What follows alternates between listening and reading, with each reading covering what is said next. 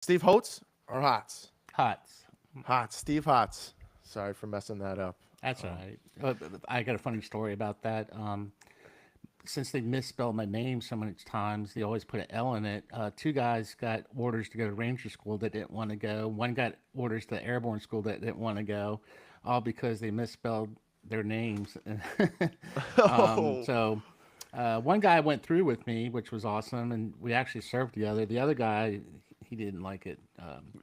He did not like Airborne School, so let's put it yeah, that I've way. gotten misspelled name my whole life, and it's not gotten any better. It's everywhere I go. But yeah, man, welcome to the show. Just a little background for everybody. I listen to Theo Vaughn quite a bit.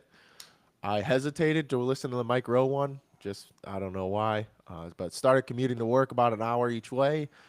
Threw it on in the morning one day. I think it was Thursday this past week, and he was talking. Mike Rowe was talking about Steve here and what he's doing with Black Horse Forge. I'll link below the episode. I'm sure I mentioned it in the intro that I will record after this. Um, but yeah, shot an email out to Steve, and he connected with me immediately, which was awesome. Typically, you don't get a response that quick, and so now we're here today. We're just gonna go through Steve's background, how he got to where he was, and I don't know, just do the do the chatting. So, Steve, man, you joined in '88 after being an interior designer. I was curious how you got into interior designing. I saw your drawings and everything on the show, and to me, that's phenomenal. My fiance, uh, she's like the first person I know that draws extremely well, and it blows my mind, especially if you're making something up out of scratch just in your head and putting it on paper. That just blows my mind. So I honestly, yeah, how did you get into interior design? Well, a little background, a little family background. My father was an industrial engineer. My grandfather was an industrial engineer. So drafting and drawing, and I had a natural ability, God given ability to draw. I mean, my first contest I won for drawing, I was 11. Whoa. And I won $500. So that's it. Kind of sticks with you a little bit. So it was just a kind of a natural thing. With a lot of things in life, they throw you curveballs. I was on the path to to become an engineer, and then my parents got divorced. Things went sideways a little bit, and then, I went to school at the Art Institute of Philadelphia back in the day, and they always have recruiting things. And I was in there. Actually, you're gonna laugh at this. It was fashion illustration and design, then changed to graphic art and stuff like that. I just like design. Always have very passionate about design work and stuff. And so I was offered a job. Never thought about interior design, but with industrial design and spatial things like that, it really led itself for it. And then it's funny. The My boss got really upset and was in the same silly kind of. It was a really large order for blinds for this commercial space. She was telling me I did it all wrong. I did all the measurements. And I was like, I wasn't even here that week. And she argued with me, and then, went back down. And I walked across the street. And if you're familiar with Philadelphia, the Pennsylvania area, they have little taverns and stuff on the side. They always serve food. I went in there. When I walked by, I glanced over. There's a recruiter station, and I don't know why. I just walked in. It was funny. You should have seen the recruiter's face. I said, I want to join the 82nd Airborne. And he goes, Are you sure? So, I took the ASVAB test. I crushed the ASVAB test. I had college already and stuff like that. And, 2 weeks later, I was gone. You know, did my basic training. Right after basic training, straight into airborne school and all that good stuff. And the way it went, got to the second, went to the 325 and Charlie Company first.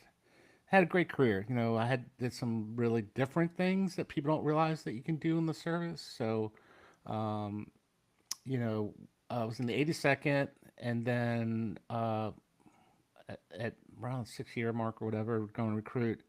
Um, I kind of got recruited to do counter drug work, which with the North Carolina National Guard, right? So it's a ADSW, additional duty special work. You never think about that, right? So I was Hmm. like, okay, cool. They sent me. I was a DEA intel analyst. Went to their school, did that kind of work. I was a liaison for a whole region, and then after 9/11 stuff, they stood up these. They call them weapons mass destruction units, but then politically correct, we went to civil support teams. So I was an NBC specialist, entry guy. So got all that training on that, and then I was doing double duty. So doing counter drug, doing that, and then on one of my missions, they don't know still what happened to me. Uh, anyway, it basically ate my retina out of my left eye. Um, if you saw it, it looked like acid all thrown on me and stuff like that. So you're in doing a career, and all of a sudden you're out, right? So it's changed a lot. I know now the way they process soldiers out and do things now, but my day was like they did a med board and I was done. So what am I going to Yeah. do? Right? Yeah, mine was similar. I flew from Tennessee to Indiana to fix a helicopter engine.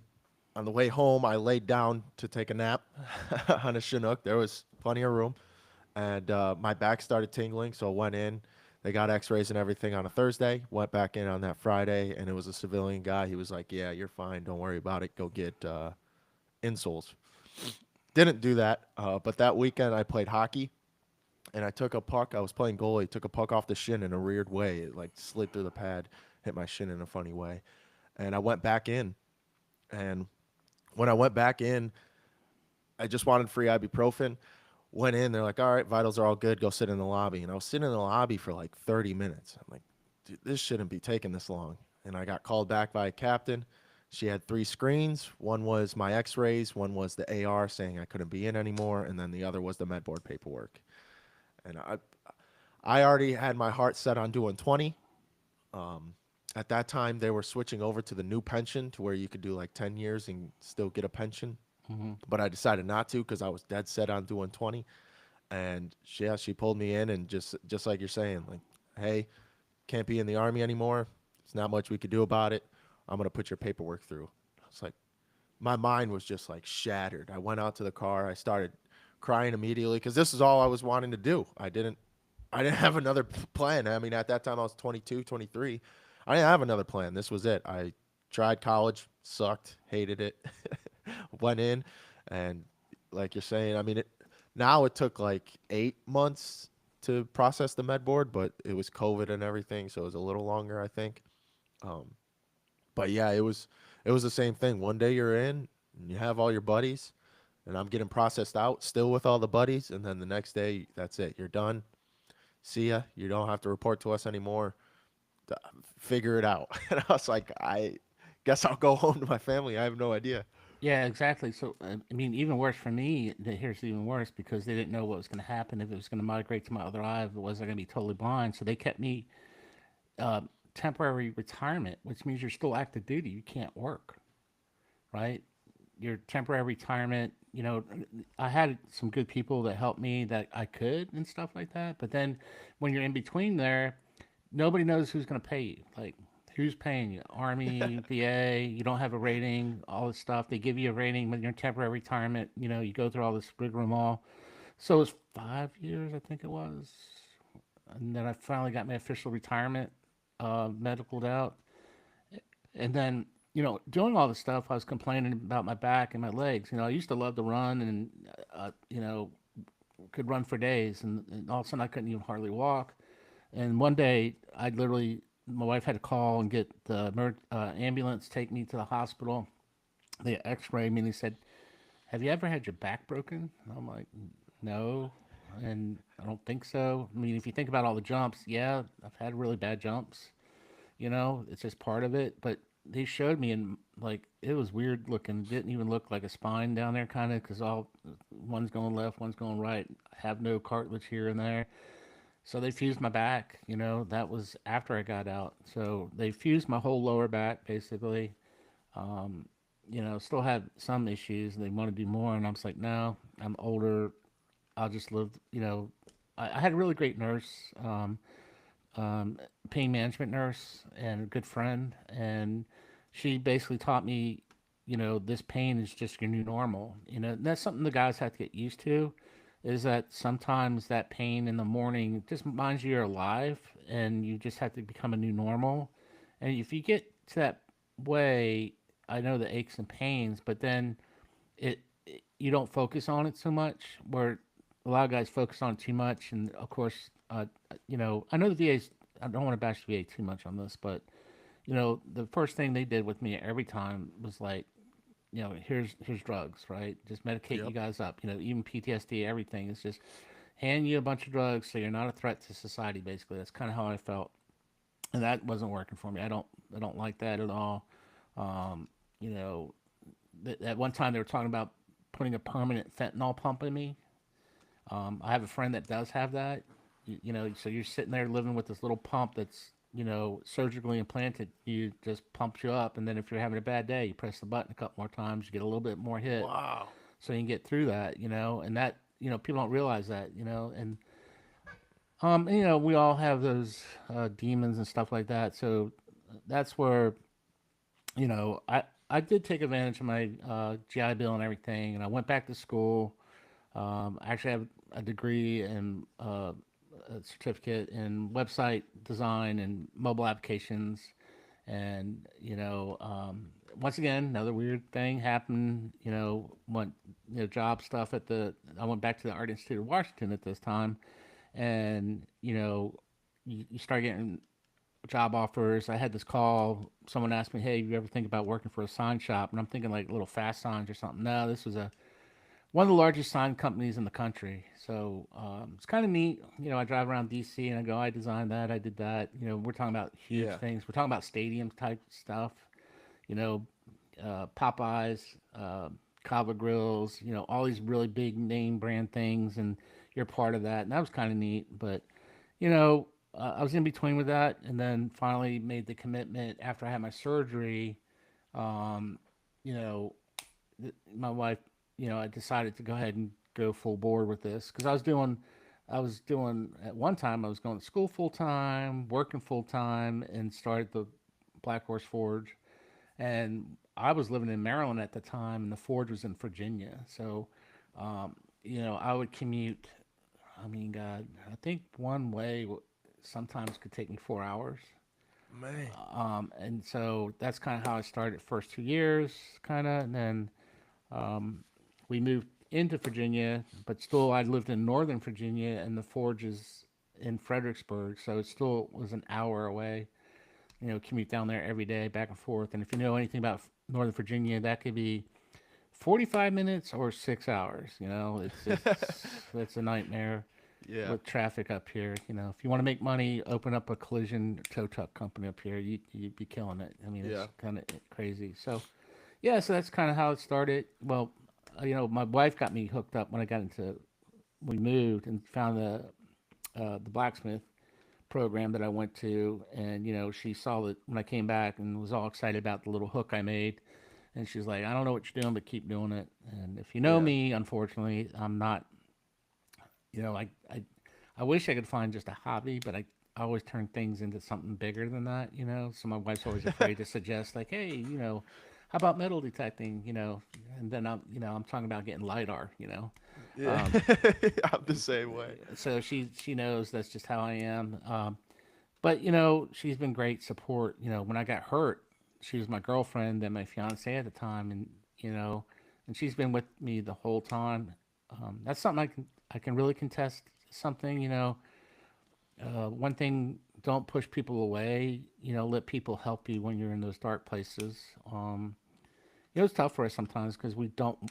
I My wife cried the first time she went to a hospital visit with me, and they were talking about me and stuff, and she didn't realize everything, and you know and that's why we don't share so much because you don't want to feel. I feel like when they start diagnosing you with all this stuff, and you're like, you don't want to.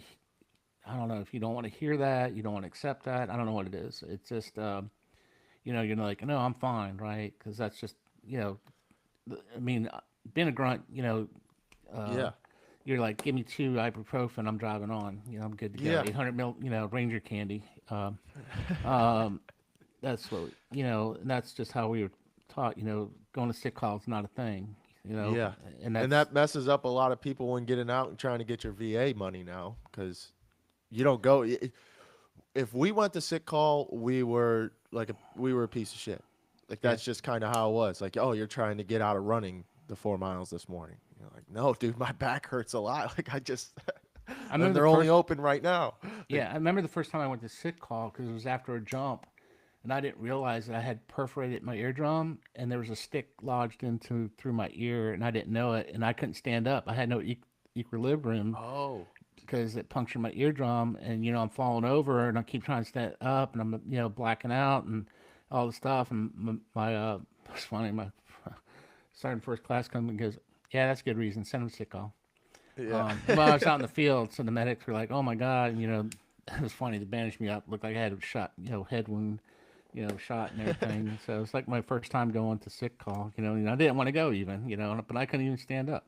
yeah. And Um, then talking about like being fine and all these diagnoses, mine was the same way. They barely, I mean, they diagnosed me with like depression, anxiety, PTSD, mhm. and then threw me on medication. Yep, And that takes was a when I was getting out. And when I finally got out and came home to Florida, the VA, they didn't diagnose me or anything. They didn't look at like they didn't do anything but mail me the pills. They would Yep. mail me the pills before I even went and talked to them. They mailed me the pills, and I tried them for it was like a week and a half, and that was it. I was like, I can't. I was sleeping like 16 hours a day. I couldn't I was going to the gym once a day and that was it. Like that's all I would do. Go to the gym and watch my TV show, go back to sleep. And the same thing just happened to me again 2 months ago or something. I went to Colorado. I went snowboarding. I kind of I don't know what they call it, separated my shoulder a little bit and went in. And luckily, the physical therapist that saw me was a younger fella and wasn't on the medication train. But the first two guys that saw me, they were like, "All right, we'll get you some pills and we'll get you some medications and we'll let you see the physical therapist." Physical therapist came in and I was like, "Dude, we got to do something. Like I don't know what it is. Teach me it. Whatever I got to do to not take any pills. So, like the last thing I want to do is take pills." And this was some of the worst pain I felt. Like I didn't know too much pain, but this was like I couldn't raise my shoulder, couldn't move it really anywhere. And I was just saying, I said, dude, I don't want to be on any pills. I don't want to like have to rely on any of that. And he's like, all right, well, the best we could do is acupuncture. Did the acupuncture, helped a little bit for the day, and then he walks out of the room, and the nurse comes in, trying to send me on the way, and he said, all right, well, your prescription's down the road. And I was like, do I have to pick this up? Do I have to go get it? What happens if I don't? It's like, no, you don't have to go get it, but I mean, it's best to have. And what is it? Best to have and not need than need and not have. I was like, all right, well, I guess I'll just go get it. I don't know. And I actually, I chat GPT'd what the muscle relaxers were. I was like, give me the history of the muscle relaxers and what they do to your body. And I looked it up and it came back that muscle relaxers started because when we were fighting the Indian tribes, they were shooting us with poison arrows that would paralyze our people. And then they were like, well, if they paralyze our people with just an arrow, how can we take just a little bit of this so that people, when they're injured, don't have to feel their arm when they're injured? And they just started messing with it from there. And I was like, you know what? I ended up just smoking weed. I don't anymore because of my job, but that is what's helped a lot of my friends. And there's no support for it. Just like anything else with the veterans. I mean, psilocybin's huge. I had a guy on who um, went to Costa Rica and did the ayahuasca, and that was life changing for him. And all these extra programs, but just like yours, where I mean, you've proven that it's helping veterans, but there's no support for it. There's nothing we could do government wise or anything like that to help nonprofits that are helping veterans. And well, how frustrating is that for you? well, a little frustrating. I was talking about like even like the Mike Rowe thing they did was, which is incredible, right? But because he mentioned uh, the S word, and everything. We we got uh, we're getting crushed with the algorithms, right? Yep. They're pushing us down about it, and you know, really, and I'll just put this out to anybody with the link. If you see the link where it says on there that's harmful, whatever, it's not. Nothing that we talked about in that whole thing. It was all about positive and the change, but was dealing with the issue nobody wants to talk about. So here we are having an opportunity, and they gave us such a great platform, and it has. We've made. I mean, we're still getting a lot of response from it, but not nearly what it would if they didn't, put Yep. that warning, and people are saying it's totally blacked out in their area. It's crazy, right? Yeah, But I couldn't get onto it. I had to go to a different web browser right before this. I watched it last night and watched it again right, today, right. So and I that couldn't get on. right. So why? Mhm. Just because we're talking about issue and stuff like that. It's crazy. So how do we? So that's one of the things that we fight. You can't get out there and talk about something positive that is taking care of a really big issue. Not only in the military, we allow civilians to come, and when COVID hit, we lost all our funding and grants and stuff like that. And I understand everybody was in survival mode and they wanted to keep their business uncertainty, which is great. I totally understand. And so we went from doing everything for free, classes for free. We still do. We still have free veteran classes, and every week it's open to vets for free. Every Wednesday for Open Forge is free. But we had to come up with a solution. So we do our fundraising is that we teach classes that we allow civilians and everybody to come, and it keeps the doors open and sponsors of that and stuff like that. It was the way we kind of came up with. It's not what we wanted, but we had to do something or we were going to close the doors. So, you know, and then I've talked to Sarah, her producer, really great. We kind of came up with a little.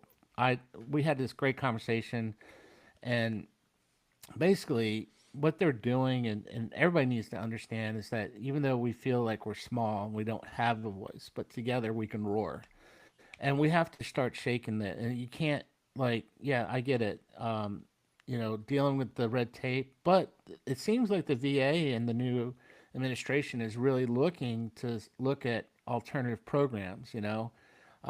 So we got to take advantage of that right now. We got to get out there. We got to keep plugging away. And and it doesn't. I talked about it too.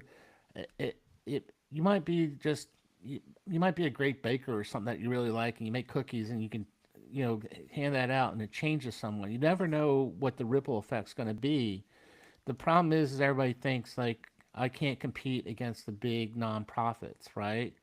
Um, yeah, they have great marketing, but they started all out somehow, right? They didn't Yep. like walk into this budget. They just got organized better, quicker, got the right people in there to go out and fundraise and do stuff. And everybody can do that. It's just like in the military. We have an operation. What is our mission? What is our goal? Find the best operators, make it happen, right? Yep. So everybody got just had like you're doing this podcast, having a voice and letting people know, have other people out talk about different aspects of what helped, what didn't help, and stuff like that. And you know, uh, the other thing that the Forge does, everybody is a volunteer, and all my board members at one time were someone that came there for help. And we have elections every 2 years. It changes over, or they stay the same. Right now Taylor and John and Eric and you know Keith and Anthony and Burton, those guys are crushing it, right? And that's what I said. It's not my forge. It's Hmm. everyone's, right? And so you get new leadership in, it always doesn't keep it stagnant. You go in different directions, right? And it keeps growing. They one of the things they gave us with Mike Rose thing was the leather sewing machine, and that I have another friend before that episode, Gil Jensen and War Dog Forge. He got into sewing stuff, and he's a canine handler and awesome. And here's this Marine, and he's behind a sewing machine making kit right for the canines and stuff like that. So you never know like what direction it's going to be. So I get excited about new equipment, and that so something like that. Another thing, my brother is a vet. He was blown up twice. He's 100% disabled, and He has a little channel. He used to he still does kayak fishing, and he starts doing like airsoft reviews and air gun reviews and a few other things. And then one day I got this cool little crazy looking little slingshot thing. It was like a little disc thing, and it came in this cool little kit. And I said, hey, why don't you review this and see what you think? And it went from that to now he's making these custom slingshots that are super awesome, right? And the reason he really got into it because he lost so much of his right side and strength, and he used to be really big into archery, and slingshots bring back that archery, right? Mm-hmm. So he's back there and he's target shooting and doing stuff like that, and he started developing the more ergonomic ones and everything like that. And so he called me and said, "Hey, I really want to do this. And I want to help vets, but I don't want to run a nonprofit or anything. So we'll probably make it a little program. Maybe he'll come out and teach at the forge, and or we'll just set up a little, I don't know, target shoot. Everybody gets together, cook out, just get people out doing something like that. But what happened once again, like you, he started working with his hands again, right? Yep. He's working with wood again. He's investing in a few pieces of kit. He got a new laser engraver thing. The laser his logo. With my background with design, I helped him design his logo and stuff like that. But now he's got a purpose again, right? So that's the whole thing, and he's killing it, right? Super excited. What's his channel? Bravo Bassin, Bassin. He'd be another really cool person to talk to. I know it's my brother, but if he's still okay. No, I love my brother. Um, but he's got a great story, and his wife and everything, and then like his son. His son's really awesome. He does like all these little clay things, and he's gotten into stop animation stuff really good. Paxton, super cool. He draws. He's got these great stories, super awesome. And his wife does mosaic stuff. But so see, everybody's working with their hands again, right? Yep. And we've stopped that, and we stopped. I hate to say it, with all the modern cars, nobody really works on cars anymore, right? You got to have a computer to get on a car, right? So Oh, it's give me a carbureted car any day, anyway. But that's another story. yeah. So actually, yeah, one of the first things I did when I got out, I had a not brand new, but 2016 Jetta that was perfectly fine, paid off, and I sold it to get a '79 Corvette because I wanted to fix it. I wanted to get rid of the computers, but yeah, like you're saying, that's kind of why I got into car mechanic. I worked for the city, so pension and all that good fun stuff, but I don't know too much about cars. I worked on helicopter engines. It's a little different, but it's Hmm. nuts and bolts. It's same tools, Yeah. and there's a A- man that's kind of Air I'm gas shadowing spark him. go. What's that? Air gas spark go. Yeah, exactly. And so the guy I'm shadowing, he's been working there 23 years, and yeah, he's seen the transformation in cars too. And it's like, yeah, there's nothing you could really do. I work on cop cars. There's not. It's mostly computers. I mean, Yep. I could change the brakes, brake pads, rotors, all that fun stuff, tires. But when it comes to like And you really record. how the car operates and the fuel and the air mixture and all of that, like you have to have the scanning tool. You have to have the program that comes with the scanning tool. Yep. If something is wrong, well, the fans weren't going kicking into high gear. They were just staying at low. Just to fix that, they had to order the whole new computer module. In order to get that hooked up to the car, they needed to call somebody else out to hook it up to the car. And now it's just a whole thing with the computers. This guy's got to handle it, and it's I So mean, once Mike again, Rowe, he was talking about it on Theo Von too. Was the nobody's working with their hands because there's like a generational mindset shift where you want to be an influencer or you want to work online, and that I tried doing that. That's kind of how this all started. And once this started, I started doing websites and all of that stuff, just because I wanted to work at home. I want to be at home. But then I started going to work, and I'm driving an hour each way. Sometimes it's an hour 30 because yeah, if same thing. If you know anything about the Tampa area, I'm going over bridges and everything. yep. It's a mess, and the drive is the worst part of the day. But when you get to work and you're working with your hands, and like we were saying before, it nothing matters other than get in the car to run. Yeah. I could have the worst day, and there's been days where me and my fiance are going through something.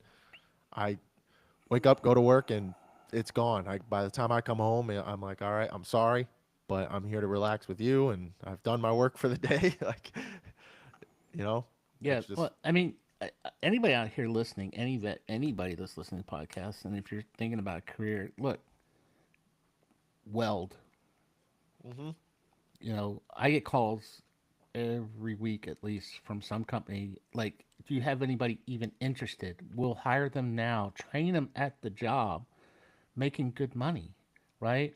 But the problem, and Mike harps on this, and I harp on it too, is the perception that it is a dirty job, right? So it's not. It people feel like they look down at you, right? But here's the thing: I don't know if you checked the last time the maintenance fee at like my Chevy dealer. You know, I think it was $187 an hour. You know, yeah. so uh, you think about that. And then, when I was in Wilmington one time, I was at a restaurant. I love to talk to people, and so I was asking this guy, "Hey, what are you doing?" and everything. He literally had finished law school and couldn't get a job and is waiting tables. Now Wow. think about that, right? So what happens is that all the blue collar jobs and the white collar jobs, the discrepancy of what's flooded in the market, right? There's only so many of those office jobs, right? And we have this big shortage, and uh, linemen, right? Linemen, and coming from North Carolina, hurricanes and stuff. Thank God for those guys. They come from all over the country when natural disasters hit, but they crush it, right? Josh Smith. I'll mention him because I have jackalope knives. He has Montana knives, but how does he start? He's a lineman, hands on, right? hmm I have another friend. He's a really world famous sculptor, Ron Westerhuis, in the Netherlands. He was a welder on an oil rig, and now he makes these incredible. I mean, he did I think the 1980 something Torino Olympic flame. Wow. So once again, he's a welder, and he does nothing but stainless steel and stuff like that. He's just incredible, right? Once again, uh, and he gets flown all over the world to do sculptures. His whole life goal is to have a sculpture on every continent, and he's That's doing it. yeah. So once again, working with your hands, right? It is not. We have to get away from that. I was taught the same thing. Got to have a 4-year degree to get a good job, right? Nope. Yeah. Yeah, look, you go to a trade school. I mean, that's the downfall. We took trades out of the high schools, right? When I was going to high school, you had two pass. You could go. We had like mini trade school. Don't have that anymore. Why not? Blacksmithing. When the hurricanes came through Charleston, and were wrecking all the wrought iron and all those gates, they brought blacksmiths from Europe because nobody in the United States could do it. Wow. Now Charleston has its own school. One of my apprentices, Noah Stoos, incredible kid. I saw a post on. We have like this little local Stafford, thing. What's going on? His mom posted, "Hey, my son's trying to. He wants to refurbish old axes to make extra money." And I said, "Hey, why doesn't he come by and I'll teach him how to make them?" Right. So he went from there, and not bragging on. He was my apprentice. The kid's going to be the one of the best blacksmiths and metal workers in the country. You know, he's incredible, right? So I have that a lot when young kids get into the forge and they start making stuff. Look, at like a Renaissance festival selling hooks. I know that sounds like okay, Renaissance festival, whatever. You can you can get $20 for a hook, right? Yeah. You can make nails, and guys that are doing traditional, you know, uh, fixing old things or everything need traditional things like that. So you're thinking nails, right? Um, you know, last time I did it, I charged the guy $5 a nail. You know, Yeah. it's tedious little work, but we're talking about little traditional things like that that I can just sit there and bang out mindlessly and make a living at it. Once again, with my hands, and that's the whole thing. Like you don't have to go to school for that stuff. You can take classes. You can find a local blacksmith. They have guilds. Sometimes it's hard because you don't know what words to look up, right, Yeah. to find those things. Forge and Fire did a great job. Reinsurgence with knife making and blacksmithing and everything. So we had a big push for that. See it a little bit dying because the show's kind of going away a little bit, but still those that are staying are doing well. Um, you know, uh, we've been very fortunate with them too. Ben Abbott's been a big supporter of the Forge, and Dave Baker. Love those guys. They're just awesome, salt of the earth people, and they've come to the Forge and done stuff. So, like I said, you never know the ripple effect. You kind of have to do it. I've been very fortunate, and with Black Horse and where we've gone. I listen to the vets, I listen to the needs, and we just kind of work towards that way. Hmm. In some ways, with the COVID thing and not having the fund has been a blessing and a curse because we're self-funded, right? We're very unique as a nonprofit because we can make things and teach classes and stuff. Where I think that's our success too is that we're expandable, but it's repeatable. So like, say there's I'm not. This is just my personal experience. I'm not saying it good or bad or anything like that. So you go on some of these hunts for veterans, right? You go out and do an outdoor event. It's a weekend. And you had the best time of your life. Come Monday, I can't do it again. Yep. So I'm in a bad place again because now I just was on a super high, and now I can't repeat it, right? And So then, that's like you said on the show, you hyper focus on the negative. right. So you're Hmm. like, well, that was great. I can't do it again. Life sucks. Yeah. Well, that's just how it is. Yeah. And but here we do it every week, every day, and that's something that's repeatable. So the everybody comes to the forge. It's like they have a mission, right? So they saw something, they want to try something. So when they're not there, they're kind of thinking about, okay, on Wednesday on Open Forge, I want to try this, or I want to get with myself or someone, and I want him to show me, how to grind better my knives, or how to do this twist, or how to make this rose, or whatever, and and then they'll take that and make it their own. They'll start developing that and improving that. So we give them the baseline, and then they run with it, right?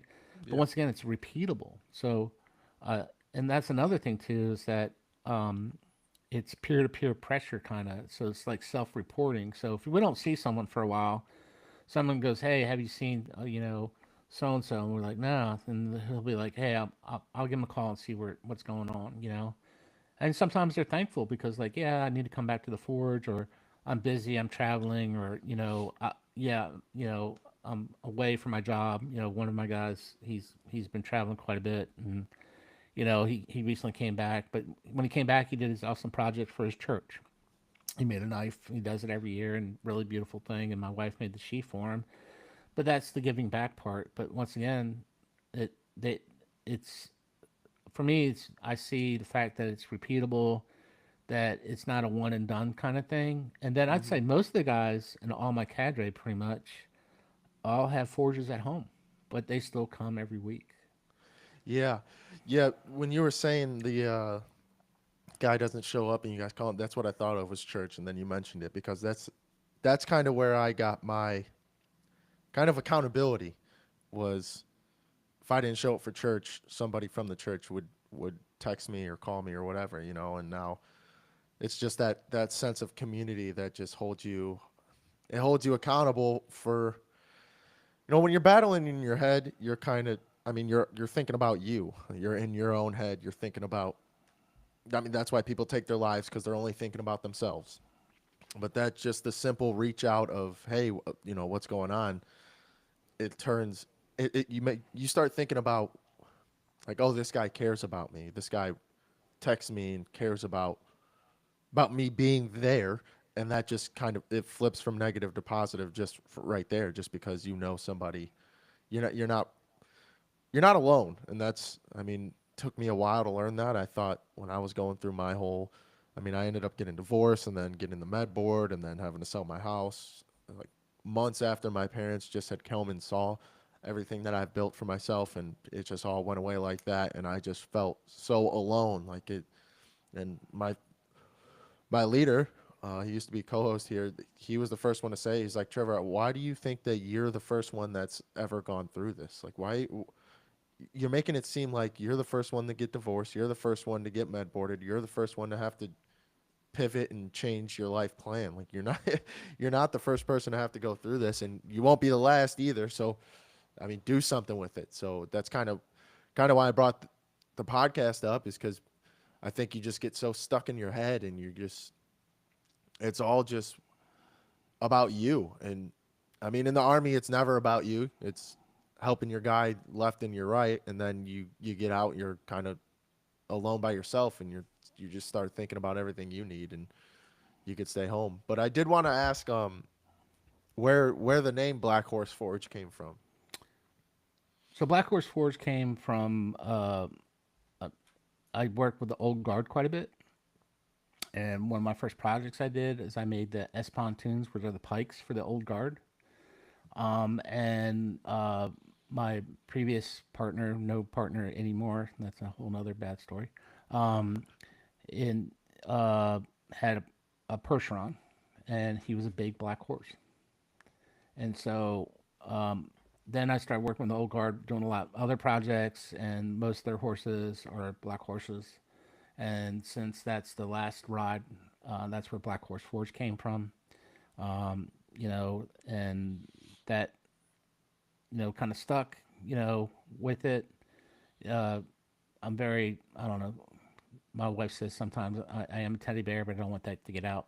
I But I was gonna ask actually, because I did see that in the show. My dad is 6'3", like I mean he's lost a lot of weight now, but he used to be like 6'3", 250, and mhm. is the biggest like teddy bear I've ever met.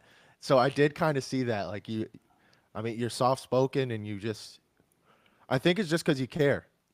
I think that's where the teddy bear comes from, and you could see that. Like at the end of the show, you started tearing up. I started tearing up both times I watched it. It didn't change the second time either, and it was when Mike was saying, the studies are showing that what you're doing works, and I don't know, it just hit home with me just because there's not many advocates for veterans, and the best advocate is the veteran himself, and they don't Right. want to speak out. And that's why I started this too, because if we're not telling people about the issues, no one will ever know. Like when I was going to a psychologist who was not a veteran, I Hmm. couldn't Oh. I couldn't explain it.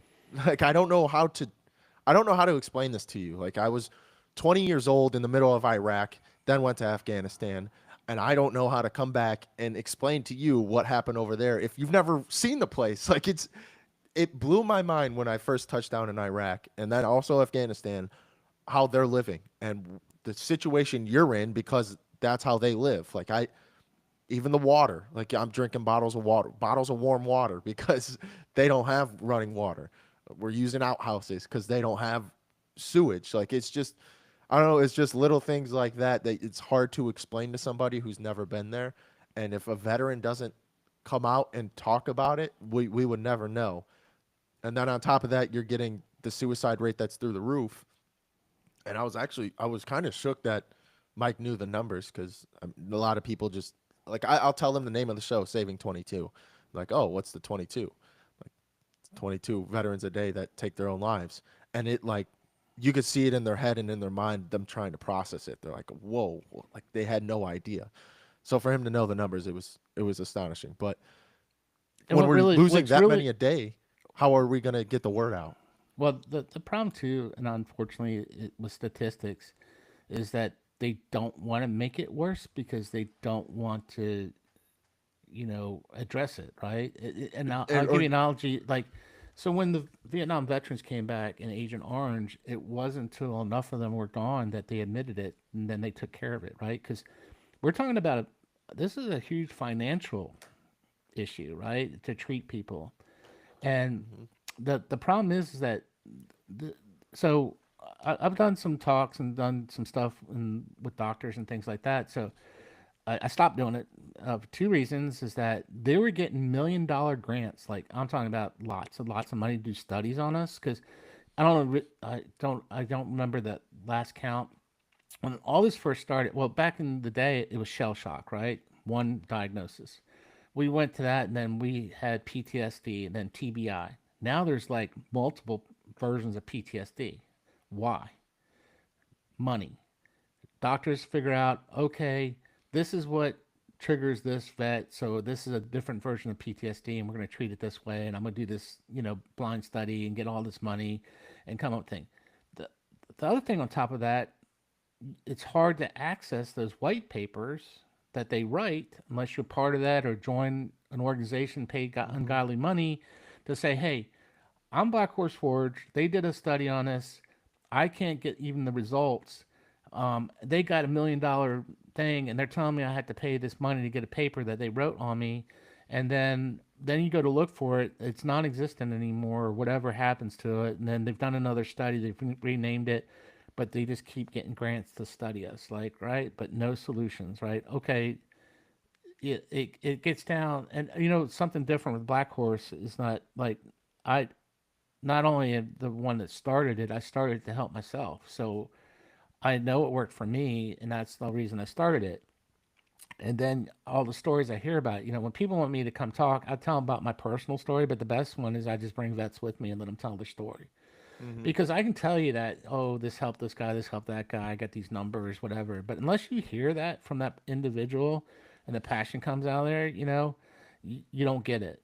Yeah. That's the whole thing, and then I talk about my personal thing with the PTSD is about anxiety because um, when you're going through life, you don't think about your mortality. And unfortunately, in the military and what we've dealt with, we see it every day, up close, personal, more than anybody ever, right? See And it then, and feel it. Like yeah, in Iraq, we didn't have defense. Like I could feel that at any moment in the day we could get bombed and that could be it. Like, and I'm on that edge. For me, I was lucky; it was only 80 days, but I'm on that edge, feeling that every single day, which is not normal. yeah. I mean, if you look back in World War II, they were gone for years Hmm. and stuff like that. Now, one thing different about me is that, in Black Horse, is that I don't. It's more tough love, right? I'm not. You know, uh, look, you're a soldier. Pull yourself by the bootstraps, kind of thing. You know what you need to do. I'm here to support you, but I'm not here to support you and go, oh, it's okay to fall and fail, but you have to keep trying. I won't let you stop, not keep trying. That's an easy way out. And then, it was funny. I had another friend, he had a nonprofit before I started this, and he was telling me about all the suicides. And I went from, oh, that's terrible, to being mad when I met the first family and saw the carnage that's left behind and how selfish it is. Like, you took the easy way out. And I hate to say that. I know some vets might get mad at me, like I don't know what I'm talking about. Well, you left, you checked out, and you left your family to deal with all this. And if you know, I don't understand that. I don't get that. And the other thing about, I love the United States and America because I can go to bed tonight and wake up and go, I think I'm gonna learn how to fly a plane. You can do it. Yeah. Or hey, that looks really cool. I want to try it. You can. Every day, every moment, you have the opportunity to change your life. It's not easy, right? But you have that opportunity. You can find the ways to do that. So why aren't you doing it, right? It's easier to, you know, like water. Water always finds the easiest path to flow, but anything in life is hard to accomplish and do stuff. Trust me, with Black Horse, I mean, I've been there where, like, I don't know if I'm going to have rent next month, right? I don't Hmm. know if we're going to make it. How are we going to make it? We'll pull something out of our hat here and make it happen. We've never, in the whole time I've had Black Horse Forge, never been fully funded for the year, you know? And Yeah. so think of that. It's like we've never ever had all the money up front on January 1. We start and we just keep going and, like, okay, funds are getting low. What are we going to do? I don't know. We'll just make it happen. You know, and that's just how you have to do it, right? And that's in life too, right? So it's just, you know, seek alternative no matter what it is. We trust so much in professionals, and sometimes that's good too. But you also have to be honest with yourself I finally found a doctor that, my personal physician I love. He's been great with me. I'm straightforward with him. He's straightforward with me. And I tell when I go into any doctor, you're going to be your worst patient ever.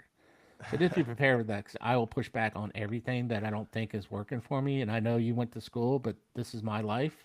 So if we can understand that at this point, then we'll have a good relationship. If not, I'll find another doctor because I want someone to treat me and listen to me, not just, oh, you come in, you got these symptoms, this is the route we're gonna go traditional. Not for me. So that's a tough one. That's something that I just had a conversation yesterday about is that really would I like to see the administration, if this ever gets out to them at any level, is maybe make some incentives for local doctors to like maybe get tax breaks for seeing veterans, pay for them if they're going to provide a service or like deprivation chambers or whatever at their facility, make it so they're going to get grants for that to treat veterans. And, maybe you give them, grants or some way that they can go and get, additional schooling that doesn't cost a doctor to help veterans. These are things that you could do because you trust your local doctor because you know them. You grew up with them, like in that area, right? My wife always has these funny doctor names. One of her doctors was Dr. Payne, the other one's Dr. Pepper, and I just laugh every time I talk about that. But she knew them. She knew them. She grew up with them. Her mom knew them. And you trust that. You have to have that trust before you enter the door. I don't know, and everybody can contest this. I don't think I've ever seen the same doctor have gone to the VA. Yeah. And it was frustrating because what do? They ask the same questions to get to know you. Same question. You're at the point you're like, I'm just gonna beat my head against the door, or just walk in with a Yep. resume and go, okay, after you're done reading this, we can start our visit, right? Yeah, and also they take notes every time I go in there. So where are these notes going? Like you're writing down my whole life that I just told you. How is this doctor not able to keep up? But that's, I mean, especially with the VA, my issue was I could only get a psychologist meeting every 6 weeks, and Yeah. I was like, this isn't gonna work. And now they have a community care program to where they'll outsource it. So like you're saying, they'll outsource it to a local physician, and they'll pay for my visits. So you can only they're cracking down on it now. I found out that you only get or they only get the VA a certain amount of people that can go through the community care program to where Yep. they'll outsource it to another psychologist, and the psychologist will be able to do it on my dime for free. The VA pays for it. But yeah, it took me, I don't know, four psychologists to go to before I found one that's a veteran, and like you're saying, that will push back. Like I'll come to the meeting, I'll be like, look, this is what happened. This is what I think about what happened for the past week or whatever it was. I don't like all this, blah blah blah. He'll be like, well, I mean, he'll give me some solutions, and then he'll say, this is a book I read, and it's not like some study, but here's a book I read, and it talks about this. Or I came to him about anger. He's like, look, I don't know what he was. He may have been Buddhist or something, but he gave me a Buddhist book. He's like, I know this may not be your faith or whatever, but this guy's a top monk. Go read this. And it's just getting something other than the doctor way of life, or what, I don't know how to say it, because when you go in the army, you go to the doctor and they have their whole way, and now you have this version in your head where when you go to the sick call, you're going to have to go through the vitals, you're going to have to go through their book and their black and white, their ARs on what they can do to you and how they can help you, and blah blah blah. Oh, we can't get you an MRI for a year because we got to prove that you need the MRI, blah blah blah. So in your head you're already like, I don't care for this doctor process, I don't care for any of that. And I don't know, I think it's like you're saying, you need the more human to human level connection. Even the online therapy now, like that's what I was doing. It was nice, but when I have to go in and get dressed and brush my teeth, all those little things that make you a human, to go into a doctor visit, that changes. I could roll out of bed. The appointment's in 15 minutes. Grab a cup of coffee and go to the appointment. I don't know. The human to human level is what's missing, and that's like you're saying. That's what you provide by doing it every week is every week they come back and they get another human to human interaction, no matter good or bad. If it's bad, they can go home and think about how it's bad and come back next week. If it's good, they can think about it when they go home and come back next week. No matter what, they're coming back next week, if they're enjoying it, you know? Well, that's the other thing. You don't have to make an appointment with us, right? Yeah. You show up because God forbid you try to make a VA appointment these days and what they can do. And then my first experience, because being Desert Storm Desert Shield, that they wanted to do a whole study on us and they wanted to study our blood and all that stuff because everything we were exposed to. And then so I was like, okay, I got to go. Went and met this psychiatrist and doing all that, jumping through hoops. And we sat there, we talked, and she goes, well, I have a suggestion for you. And I was like, okay. And she goes, I want you, every time you feel anxiety, I want you to sit in a corner and light a candle and meditate. And she goes, how does that make you feel? And I said, do you want me to be honest? And I was. And she started crying, ran out of the room. The head comes in, comes back and says, you can't be that honest. If you do, you can't come back and see us. I was like, at that time I was in a different place, and a switch went off, and I went off. And then they want to put me in group therapy, and I said, well, are we going to be with combat vets? And they're like, no, it's all be. I said, nope, that's not going to work. They can't relate. I know we're all vets, but it's different from a 71 Lima and stuff like that, and combat Yeah. vets. Supply guy. And the thing I really hate too, it's like everybody wants to talk about. I don't know. They just don't get it. Like they're it's too clinical. They don't understand what it's about, and they don't listen. I hate to say that. And then immediately they want to put you on drugs. Like you said, they literally mailed me some medicine, said I needed to take it, and I did. It almost killed me.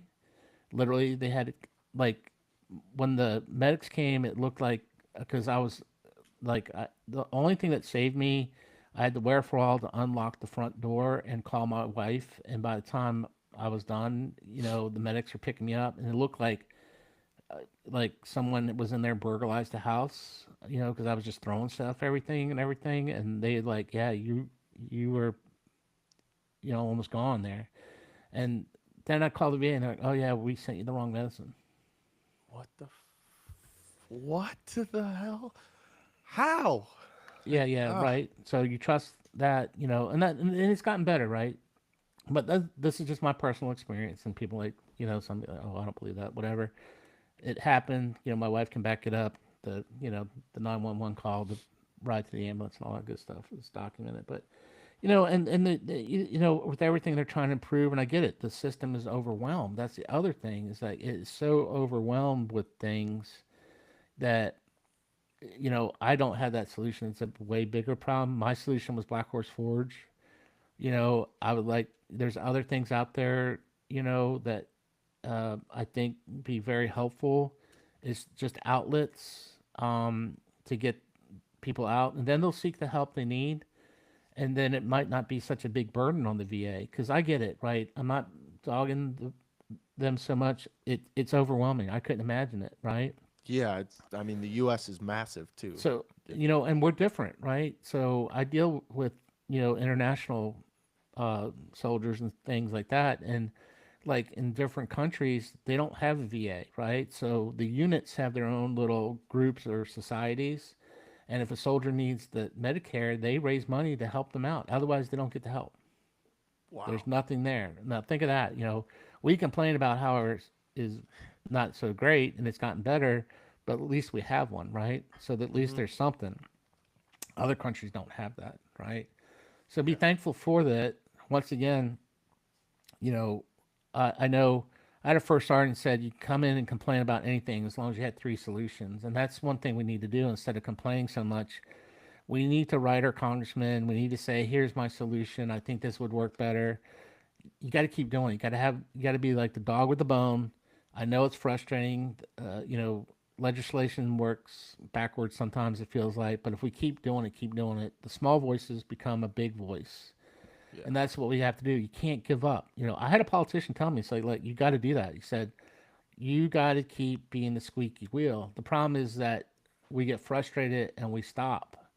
is when you never know, you might be so close to getting it changed, but all of a sudden you stop and then that issue goes away, right? Yeah. Once again, they're dealing with so many different issues and doing like that. So you got to keep barking at it.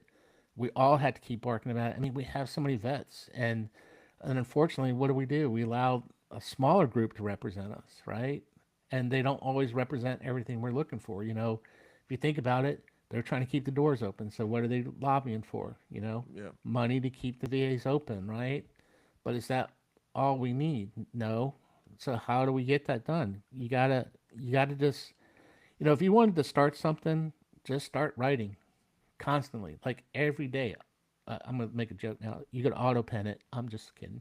Um, uh, but what I'm saying is that just keep literally print it out every morning. You get up, have coffee, hit send, send, send, until someone might respond to you and go, okay, or block you. I don't know. Then find someone else to talk and annoy. Right? Yeah. It's just you have to be the squeaky wheel, no matter what it is. It's like in business. I had my business mentor that I've worked with, Jim Knowles. Awesome guy. He started this art um, place down in Wilmington, North Carolina. But one thing he's taught me all kinds of real awesome things about business and stuff. So an issue is a widget, right? So a widget is anything. So how do you make that widget, or how do you make that widget go forward? Don't think of it as an individual problem. Just think of it as a widget. So move the widget, and how do you want to move that forward, right? So we have all these big issues, but I might talk about this issue. You're talking about the issue. We think we're talking about the same thing. We're not. So then it's getting overwhelming again, right? So we have to just figure what is the first, eat the elephant one bite at a time, and what is that issue, right? So I think for me, and just my personal thing in dealing with Black Horse, is to get where you can go see the local doctor and the local doctor gets some kind of benefit. Now, I want it to be some kind of registry or whatever that they get vetted, not just Yeah. doctors go, okay, here's free Yeah. money, right? you know, I'll see them all because I'm getting 5,000 per thing, and I won't see anybody else in the whole community, just vets, right? So Hmm. we have to have some kind of checks and balances, and that's where, you know, everything has to have checks and balances. So if we can have that implemented, and that could be self-reporting, like every time a veteran goes see someplace, you rate it, right? And then if it gets to a certain rating, maybe the bigger Yeah. government agency can go, hey, we need to check out this guy, or he could, maybe we shouldn't. We'll pull him from doing the vets and find someone else in the area, right? So just like everybody else has their doctor pool that Blue Cross Blue Shield has one, we should have one for vets. You know, Yeah. I mean, even when I go to the VA and I find a good doctor, like you're saying, there's no way for me to really contact him. If I do, it's an automated system for 30 minutes. Like I don't know. I don't know if there's one solution for everything, but I think if there's a VA doctor helping enough veterans, he should be able to start his own practice in that capacity. It takes the load off the VA, and now he could run his own system that doesn't have to align with everything the VA tells him. I I personally think the solution, and that's why I started this, is to help transitioning veterans. Like Mhm. you go through the TAPS program that I don't think works. I don't think there's much going on there. You're still in a classroom, you're still in your uniform, and you're going through the Army checklist. It's something you have to do in order to get out. I don't think many people put much thought into it. I think there needs to be a solution that provides. I mean, in high school, you get a guidance counselor telling you, like, and helping you figure out what you want to do. I think that needs to be applied to people getting out of the service. I didn't learn about that skill bridge to where they'll hire you before you're out. I think you have to be within a year of your ETS date, and you could go work for Yep. Northrop Grumman or whoever until you're out, and you get paid your active duty pricing, and it's nothing that Northrop Grumman doesn't have to pay anything.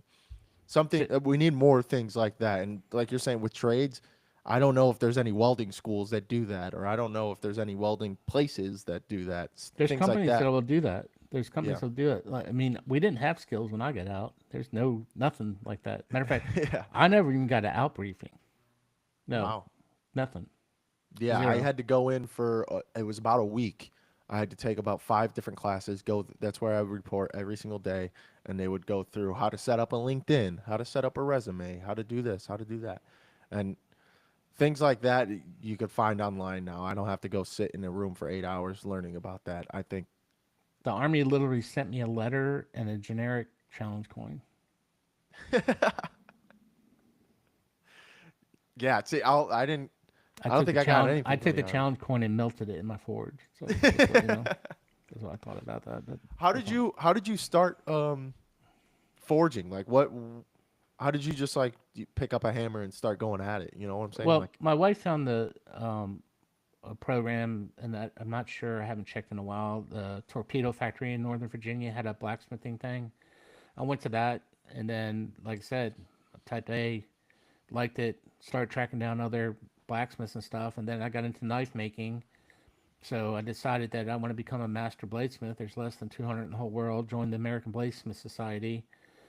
Trying to do that. That's a whole long process of doing that. And so I've been working with, master bladesmiths. I think right now I'm up to 32 that I've worked with. I just want the knowledge. Every yeah, time you go to a shop, and it's just like everything. They're basically living history, and we're not recording it. So it's part of it is, passing that down so we don't lose that stuff. Right, it goes away, and we're not doing it anymore. And it's sad because we don't record our living history. All our vets that have passed and gone that we can't talk to anymore. All the Vietnam vets that are out there.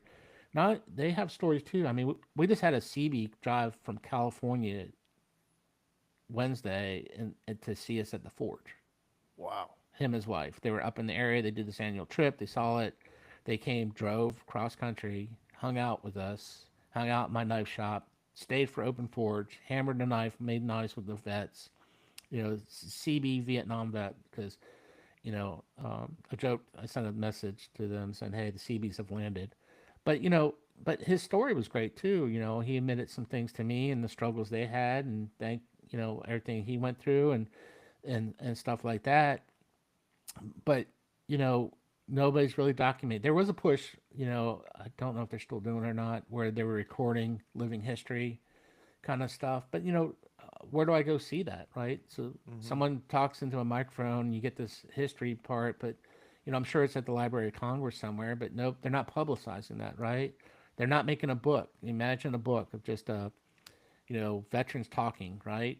Their experience, their life experience. Like when I got back, I did this and that and this and that, and this is my career path and where I went. Share your story, and you can relate to these stories. It's just like I carry a lot of, um, I guess, I don't know, verses for men and Bible stuff, and you see these short anecdotes. We could do the same thing, like that little pocket guide in life. You could relate to someone maybe in there and say, okay, he did this, I can do that, right? And carry yeah, that with you, so you can always reference it. We're not always on our phones. That's the other thing. Throw your phone away. I hate, we got locked into that. Talk to people. My wife hates it. If we get in a taxi, I love it because, when I hear an accent, I just, well, she's like, you're going to interrogate him. Yep. So I ask them where they're from. I ask them their families here. I ask them when they came here. I ask them. Then I relate it to food. I'm like, hey, I like spices and stuff. So I was like, hey, what's one spice that you miss that you can't get from where you're from, right? And they'll tell me. And then I go, so what's the closest restaurant in the area that tastes like home? And they'll tell me, and I'll go, right? yeah, That's how I discovered Ethiopian food, right? The guy joked, he's like, hey, if you see a bunch of DC cab drivers at one of these Ethiopian restaurants, go because it's a really good one. They feel like it's home, tastes like home. So I did. It was awesome. I talked to all those drivers. We are having a blast. My wife's like, she just rolls her yeah. eyes at me at this point. But I learned something. I learned about a culture, and one thing I relate to it because I used to work as a chef for a while, and food is the common language for everybody to talk, and that's something we don't do. We don't sit down and I relate to like Sunday supper. We don't get together, break bread, talk about your day, your week with the family anymore. Everybody's texting, right? hmm So it was a rule in my house every Sunday, doing it. And my wife tells a funny story. Her dad said, I can tell you exactly what we had for Sunday supper. And she goes, "Oh, really? How's that?" And he told her, and he goes, "Because that's what we had every Sunday." Right? You know, if you're growing up in the South and stuff like that, it's usually two meats, veggies, sweet tea. Yeah. But you got around the table and like, how's life going? What's going on? We don't do that anymore. We don't talk. We don't engage. We don't have civil conversations. God Yeah, and forbid. and you're weird for doing it. I mean, me and my fiance try to do that as much as we can, and like she'll cook dinner, and I'll wait for her to eat it because like we're gonna try the dinner you just made together. But there was one time I was at my family's house, and the hockey game was on, and we made food, and they all went and sat in front of the TV on the couch, and me and my fiance went to the table in the other room. They're like, "What are you doing over there?" I'm like, "Well, we're eating dinner at the table." And it was like they're like, "Why don't you come watch the game?" I'm like, "Well, because we're eating dinner at the table, you know." And it's just, I don't know. There's like you're saying, it's kind of it's lost. No one talks about their week. No, there's no house school going. There's no. I mean, I was fortunate enough. We did that as a kid, and I mean, it may have been once a week or twice a month, whatever it was. But it's that type of, I don't know, kind of just converse com- conversations with your family to where you can come out and say, or like a veteran, you come out and say what's going on with you, because like you're saying, it's common. Everybody's eating food, and we're just talking about life or whatever it may be. And that's, I think that's another thing that's missing when it comes to working with your hands. Is there's a lot of dads missing. There's a lot of um, even paying people to fix your car, things like that. It's a lot harder to work on a car, so there's no kids, like there's no sons or daughters running around with their dad fixing the house up or fixing the car up, because now the dad can't fix the car either because he doesn't have the computer program, whatever it may be. So it's kind of like a lost out. You don't grow up knowing how to fix a car or do plumbing or put But in a window. here's my challenge to anybody listening to this: name all your neighbors. And when was the last time you had your neighbor over for dinner or anything? Yeah. Barbecue, whatever, right? I lived in Northern Virginia. I knew my neighbors' names and all the reasons because we had package thieves. So we'd all like, "Hey, can you get my package?" Basically, Hmm. and we lived there for 12 years. I moved down to another further south in a more rural place, which I love. I know all my neighbors. They've been over for dinner. I've been over there. We've been here less than 90 days. So get to know your neighbors, you know, um, and God, just it's okay to agree to disagree and listen to Hmm. both. Listen to sides. You might learn something. You might not like that what you've learned, but you learn something, right? We don't Yeah. always have to like things. That's different than this big divide we already have. Like it's almost tribal right now to me. Like you know, um, when I was doing counter drug work and everything, uh, I dealt with biker gangs and all this, and I kind of relate to that. That we've gone tribal. What patch are you wearing? What gang do you belong to? And it doesn't matter. Like you could be the you really want when I was in the military, we were always taught, hey, when you go over and we're dealing with other countries, don't talk about certain things, and we wouldn't, right? But those soldiers always wanted to talk about the things we weren't supposed to talk about, so we did anyway. Um, and Yeah. it was interesting, I reflect on it now, and basically, everybody kind of wants the same thing, and even in the United States, I think so too. I think we all want health, wealth, and happiness. I think that if we all don't struggle, we'll all be fine. The problem is to stay in power so much, you got to create the struggle. You have to create the separation so you can stay in those positions, right? Hmm. You know, it's not. It's horrible, right? I've never seen it so divided. I'm older. I turned 60 this year, so Ah, and nice. and we have to stop having that civil discourse over some of the stupidest things in the world, right? Yeah. If And you if you if you don't like it, change it. You know, to all the people, and I don't hate getting political a little bit, but you know, both sides. If you don't like it, your job is to submit legislation that make change it. I'm just tired of all the fighting. I mean, it's almost like my grandmother was from Germany, and she used to love those tabloids. She swore Bat Boy was real, and that's what I feel like. It's like it's a sitcom that we're watching and nothing's getting done, right? Infrastructure's falling apart. I don't care what side you are. I don't want the bridge to fall on me, right? Yeah, I want energy. I want energy. Okay, we're supposed to be really smart. But we're not. We're fighting because this, that, and the other, right? So where can we meet in the middle? Okay, yeah, I'm very much an outdoor person, hunt, fish, and all that stuff. If you think about it, we get taxed on everything more than if you go buy running shoes. You don't get taxed as if you buy outdoor gear, right?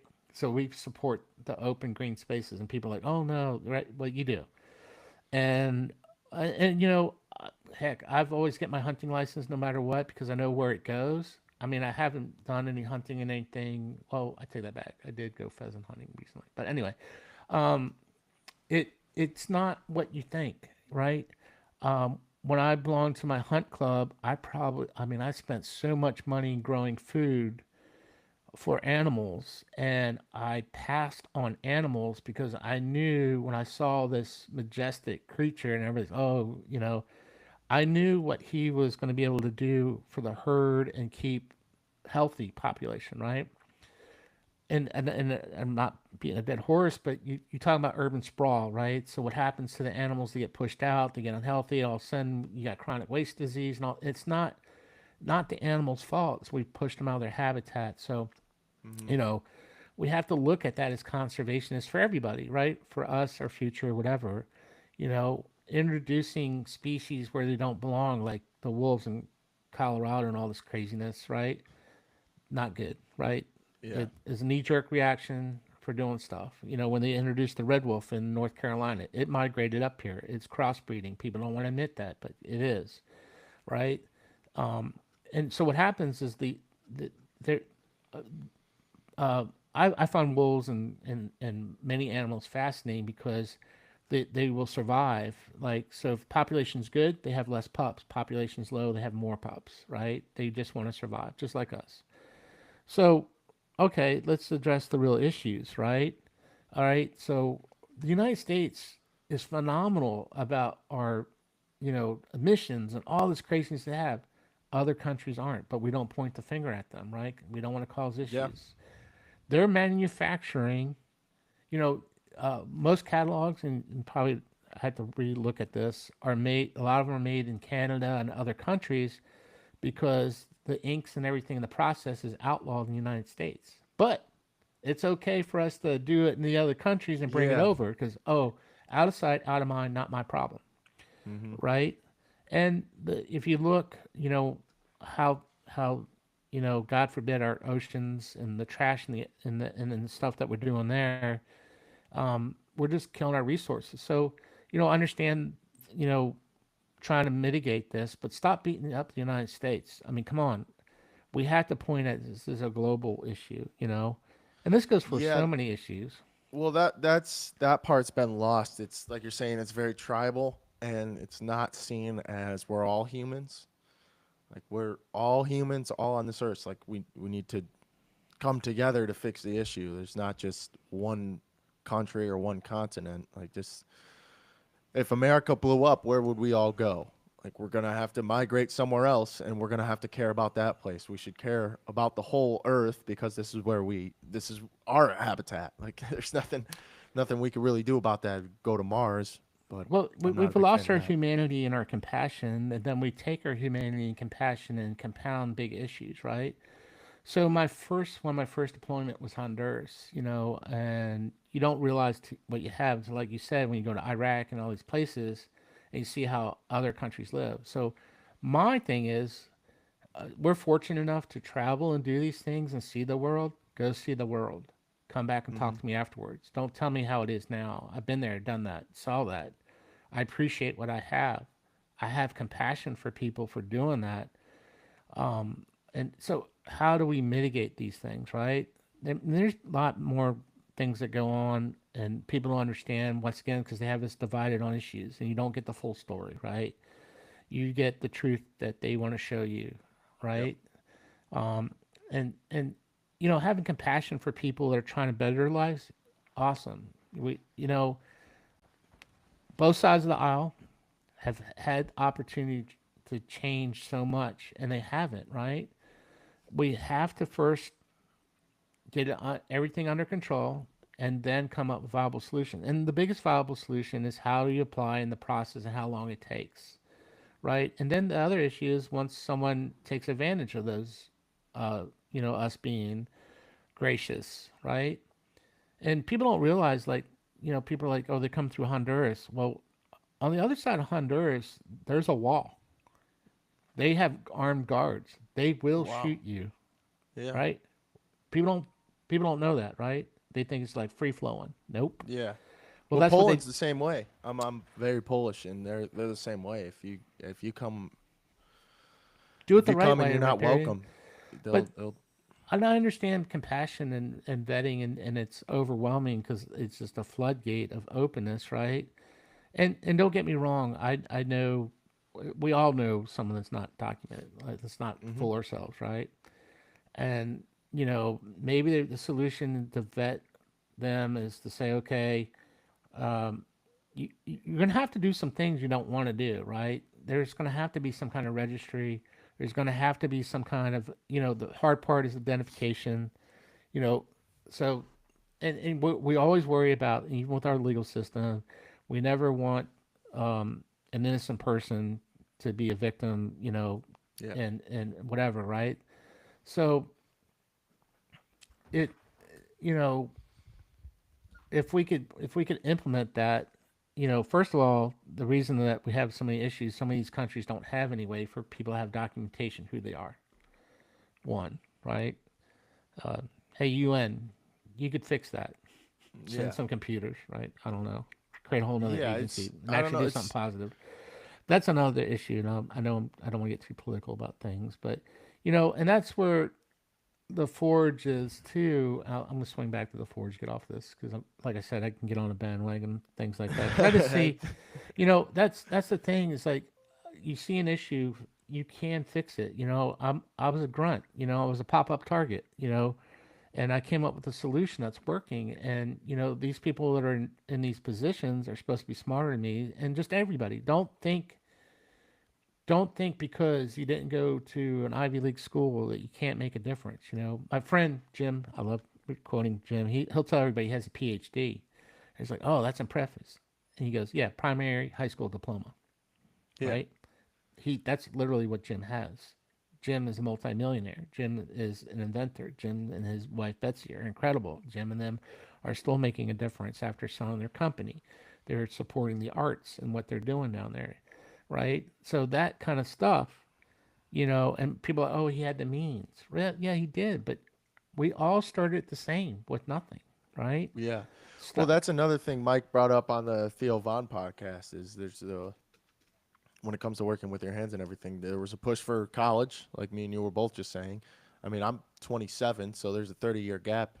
You were pushed towards college, I was pushed towards college, and now it's you need a diploma in order to make money. And everybody wants to make money. You go on TikTok, you go on Instagram, you open up your phone, you're going to see somebody doing better than you. And that's not what we're used to. If you think about it, there used to be one blacksmith in town, and you'd go to him, and he was the best in town, and he was the best in the world to you guys because you don't know about the guy over in Norway that can blacksmith a sword.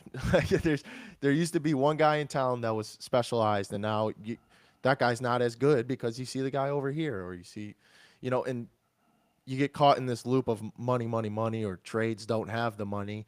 And it's really like, what do you need all this money for? To live more comfortably? Like to be able to have your AC on? Like there's no grit because now people can just go to school for 4 to 8 years, get out and live their comfortable lives because they make enough money at their 9 to 5 inside of a house or inside of an office space. There's no real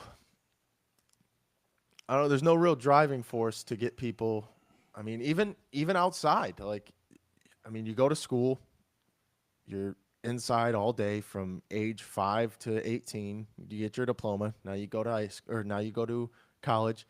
You're inside again all day, and then you get out of college. Now you're inside all day again at an office space. And now there's a lost art of hunting. There's a lost art of living on the land instead of with it. I think that's a Yellowstone quote, or we've gotten so used to living on it instead of with it, and people aren't. A lot of it is taken for granted, and there's not. I mean, now these people, you think you go get a college diploma, you could pay anybody to do anything around your house. You don't have to learn how to fix a door because there's somebody you could pay because now you make your money so you could pay. But you're trading the skills of being able to just live with money. Like all you're doing is waking up doing the same thing every day. You have no skills. You could do a Google spreadsheet, but you come home, you can't fix your toilet. Like there's, Well, yeah, you're making great money, but you can't do anything. I clicked I know another offset. I clicked silk screen posters. I like graphic posters, so I have like a lot of silk screen Cuban movie posters, which are really cool, really graphic. And one of the artists that I follow, he's kind of an activist. And one thing he says, when all the trees and all the birds and all the fish are gone, are you going to eat your money? There you Right? go. And that's of all those things that we're striving for, what are we building, right? So I know the content creators and all that stuff, and great job, you're doing stuff. It's what you do with it, and what you do with that legacy, or what can you do to better the world a little bit. And I think that's something that COVID locked us all down. We became individuals. Yep. We don't think about humanity anymore. We don't think about, you know, I mean, I was taught when you growing up and going to church, you gave at least 10% to the church, and it doesn't have to be the church. Give time, give whatever you have, labor, knowledge, to your community, right? Build your community better instead of it's us, and you'll have Yeah, a better life. you said better the world, but just stuck out of my head is just the community. You could start small. Better your neighbor, like you're saying. You don't even know your neighbor. To just help them out wherever you can. But the content creators and all that are the younger generation, and they grew up around COVID, where yeah, it's fend for yourself. It's go take 10 rolls of toilet paper so no one else can because you need them. That type of thing. There's no. It we've gotten away from helping each other, and that's just going to tear everybody down. Like it's. Yeah, And you think of the primitive aspect of things 1,000 years ago. I mean, we came into community because you can't fight off a lion on your own. Like you can't fight off all these animals on your own. You need to start coming together. All right, you guys go out, we'll defend the fort, like that type of thing.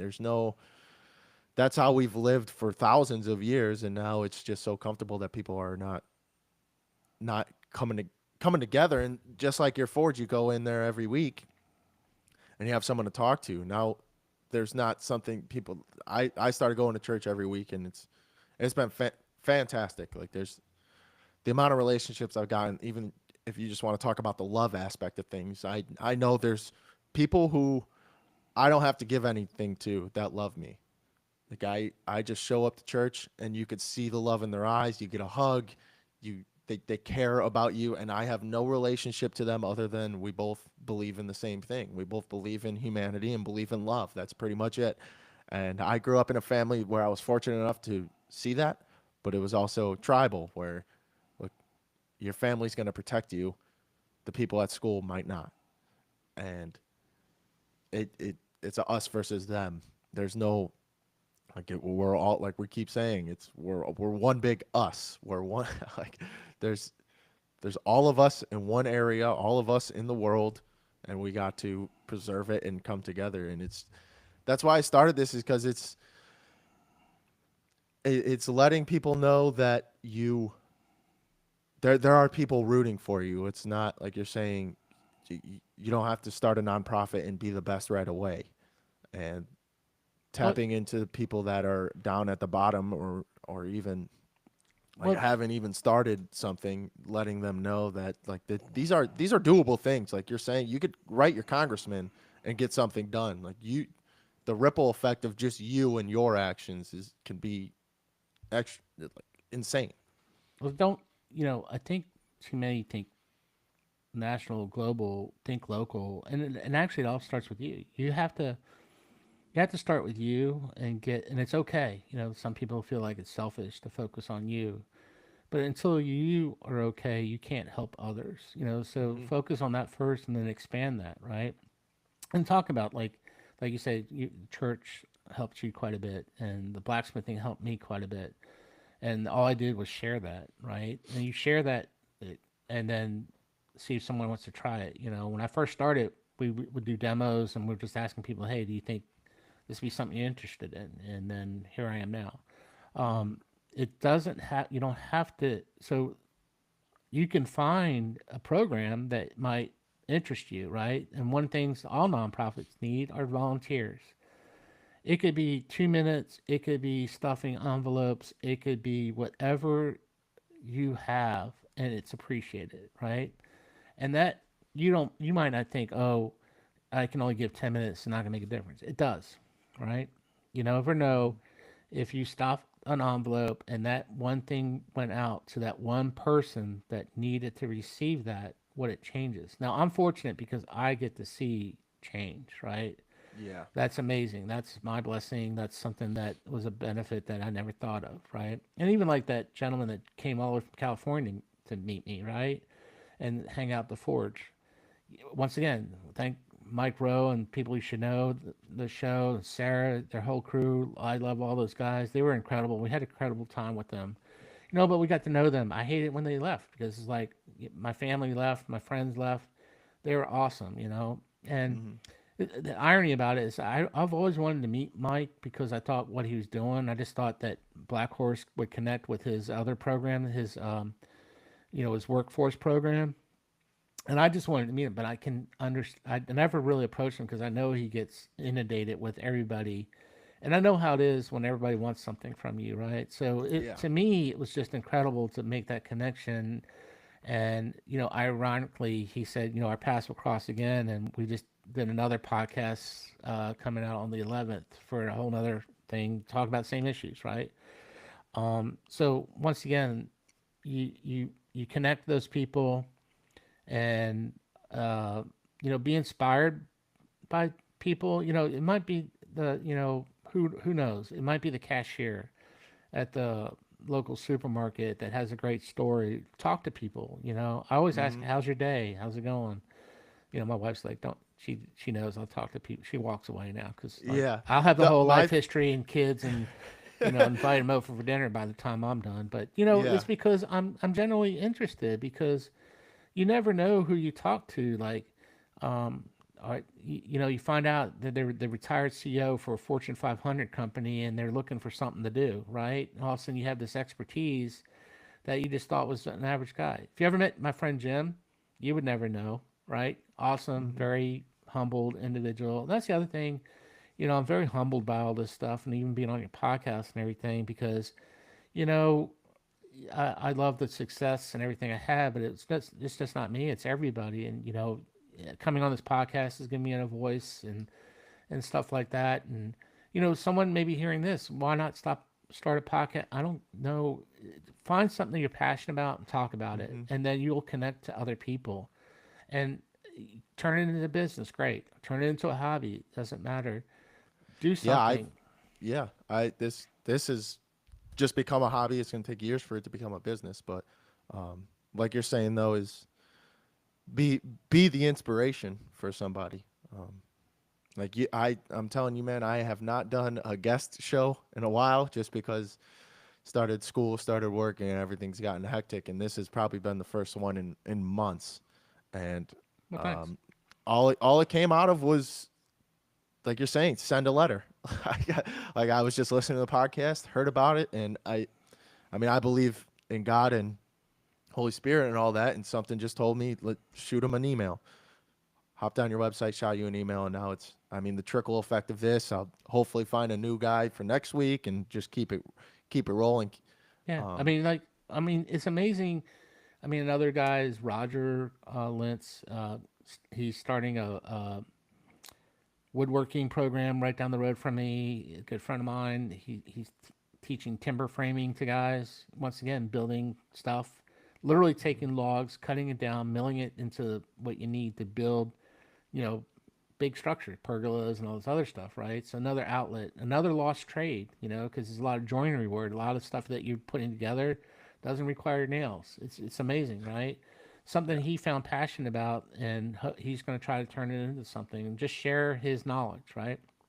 And Yeah. that's another thing. Is that it's great. You use Chat GPT and all that good stuff, get you kind of started, but there's nothing more than talking to that person because you know it's a resource that you know all these modern technology. Don't get me wrong, I embrace all that stuff because you know work harder, not smarter.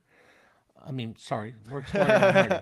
See, that's the I need the that's the chat grunt GP coming out reset. of you. Right, yeah, right. So it's just like, you know, it's a tool, right? And anything that you have, it can be a positive or a negative, as long as you use it in the right way. You know, find resources, build your teams, you know, and like I said, it just in general, if you want to make change in this world, be bring humanity and civility back to people. You know, when you're at the checkout, just say, "Hey, how's your day? How's it Mhm. going?" You know, you have any plans for the weekend? You know, I talked to one kid and found out he was going to Air Force Academy and, you know, all this other stuff and, you know, walk through, you know. So I would make a point when I saw him go through his register and just say, hey, when getting closer, stuff like that. So in some ways, you know, making that relationship, it sounds weird, but it's kind of neat because now here's someone that in my community that I went and dealt with every day. And I know a little bit something about him instead of just having these, I don't know, zombie Transactional. zombie interactions, right? We Hmm. walk through, we don't say anything, hardly say thank you, hardly open doors anymore. You know, that's just we've lost humanity, civility, and I think if we can get back to that in the world, that'd be awesome. You know, and you know the one thing with the forge, you know, and bringing it, it's just a community, right? It's the making the things is something we do, but the showing up and talking and sharing is what the forge is, right? It's not about one person, it's about the community. And that community can be anything, right? And that's where we need to get back. And I hope people take that back. You don't have to, like, when I did this, I didn't think I would be where I am today. I'm very Yeah. fortunate, right? And um, I've met great people, searched out great people. In my community, the veteran community is incredible, right? We never meet a stranger, you know, and we have the same mindset. Like, here's the mission, let's make it happen. I think we've lost that in our communities. Like, you know, the Amish when they raise a barn, the community comes together, they do it. You know, when I moved to my new house and I had a tree fall through my fence post and a bunch of vets and everything, you know, tell them, hey, I'm going to cook barbecue for you or hamburgers and everything. Bring chainsaws. It went from chainsaws to tractors, like it was crazy. And then our neighbor was out there trying to cut down his. He had a tree down with his little electric, and the guy's like, "Hey, can we?" And I was like, "Yeah, go." And they went, you know, woodchucked it out and Yeah. crushed it for him. He's a vet too. He was a Marine up Camp Lejeune. But that, you know, and nobody expected anything, right? It was just helping each other, and that's what we do, right? We have to get back to that a little bit, and that's what the Forge has done. The other thing we try to do in the Forge is we try to give back to our community. I mean, when COVID happened, one of our guys, Ricky, we make this a split cross, and he came up with all these motivational little sayings, and we had tied them to the crosses that we made, and we would just go put them up at random places, or if a business was closed, we put them on the door. I mean, I think that one of the first responses we got, someone in Colorado got one. Someone had sent that they needed, and they thanked us just for doing that. And I remember that one because I hung it up on a trail, like a walking trail, because Hmm. that's what we do. We just like take a bunch of them. Then it got to the point where Yeah. people were like, "Hey, can I get a couple?" And people would just come by and get hands full of these crosses with these messages and go put them out in the community. So Yeah. a simple gesture that, you know, during COVID when it first started, and it all started because there was an incident that happened on a bridge in Stafford County with a young woman and her kids, and it got a little violent. And we thought, hey, the way to heal this is where that's where we put the first crosses out, and it just started from there. So the guys would come in, make a bunch of them. It got to the point people were like, hey, and we didn't care. You could come get 100. We didn't care. Take a handful, you know, do whatever you want with, you know. And some people ask that too, like someone on the street asking for money, and sometimes I'll give them. If you're honest with me, I'll give you money usually. So don't put that Yeah. out. But anyway, but if you're truly honest with me, why you want the dollar? If you're saying, hey, I really want a beer, and you're honest, instead of, oh, I haven't eaten, I got 10 kids, I'll give the guy that says he wants the beer before the person lying to me. Yeah. Just how I am, right? Be honest with me, and it goes a Yeah. long way. But you know, that was the whole thing. Is like people are like, well, what if they're selling them?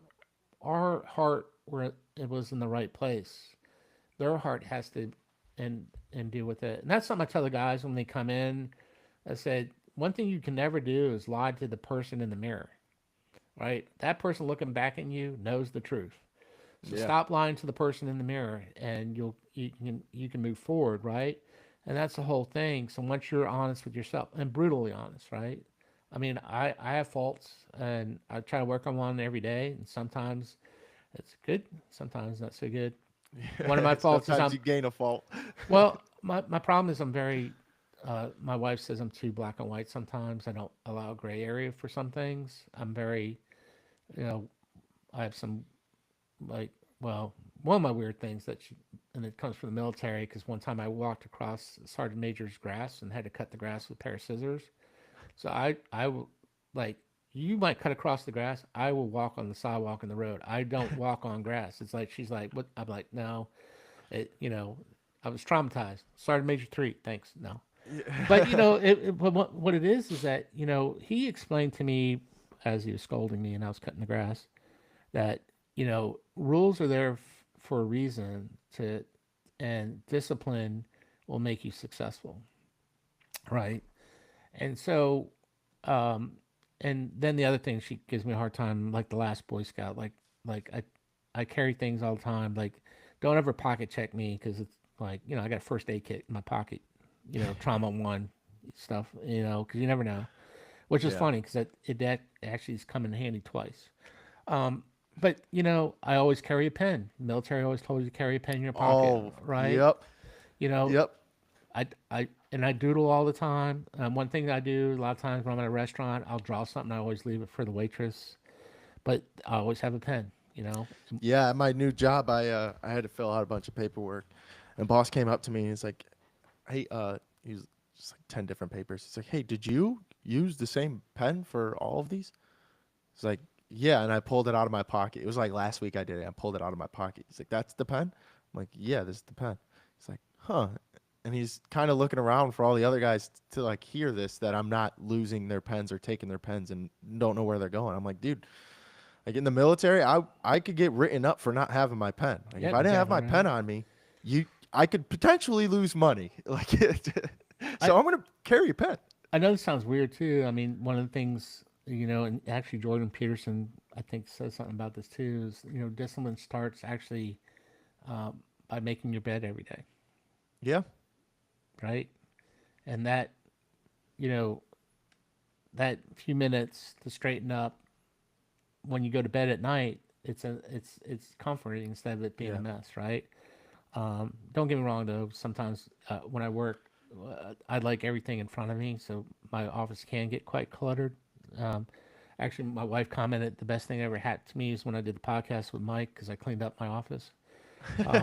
But but that's just how I work too. I have to have everything accessible to me. I don't like to go in and look at a box and try to figure out where I put it. And hmm when I work, I have to have it in front of me. But it's simple things like that in your life that have more structure that can help you get in a better place, right? And it seems weird, have habits to get into a better place, right?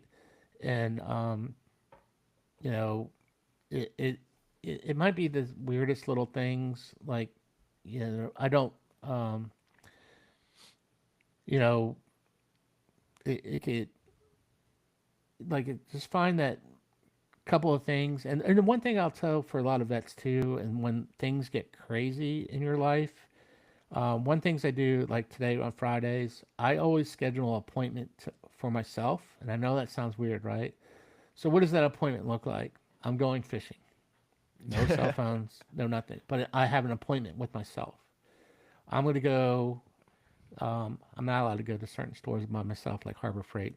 My wife restricts me. Yeah. But but I'm just saying, make an appointment for yourself for your personal well-being, and it could be anything. Like, um, make an appointment to yourself to go to like a bookstore, Books a Million, and get a cup of coffee and grab your favorite magazine. But for that time, put your headphones on.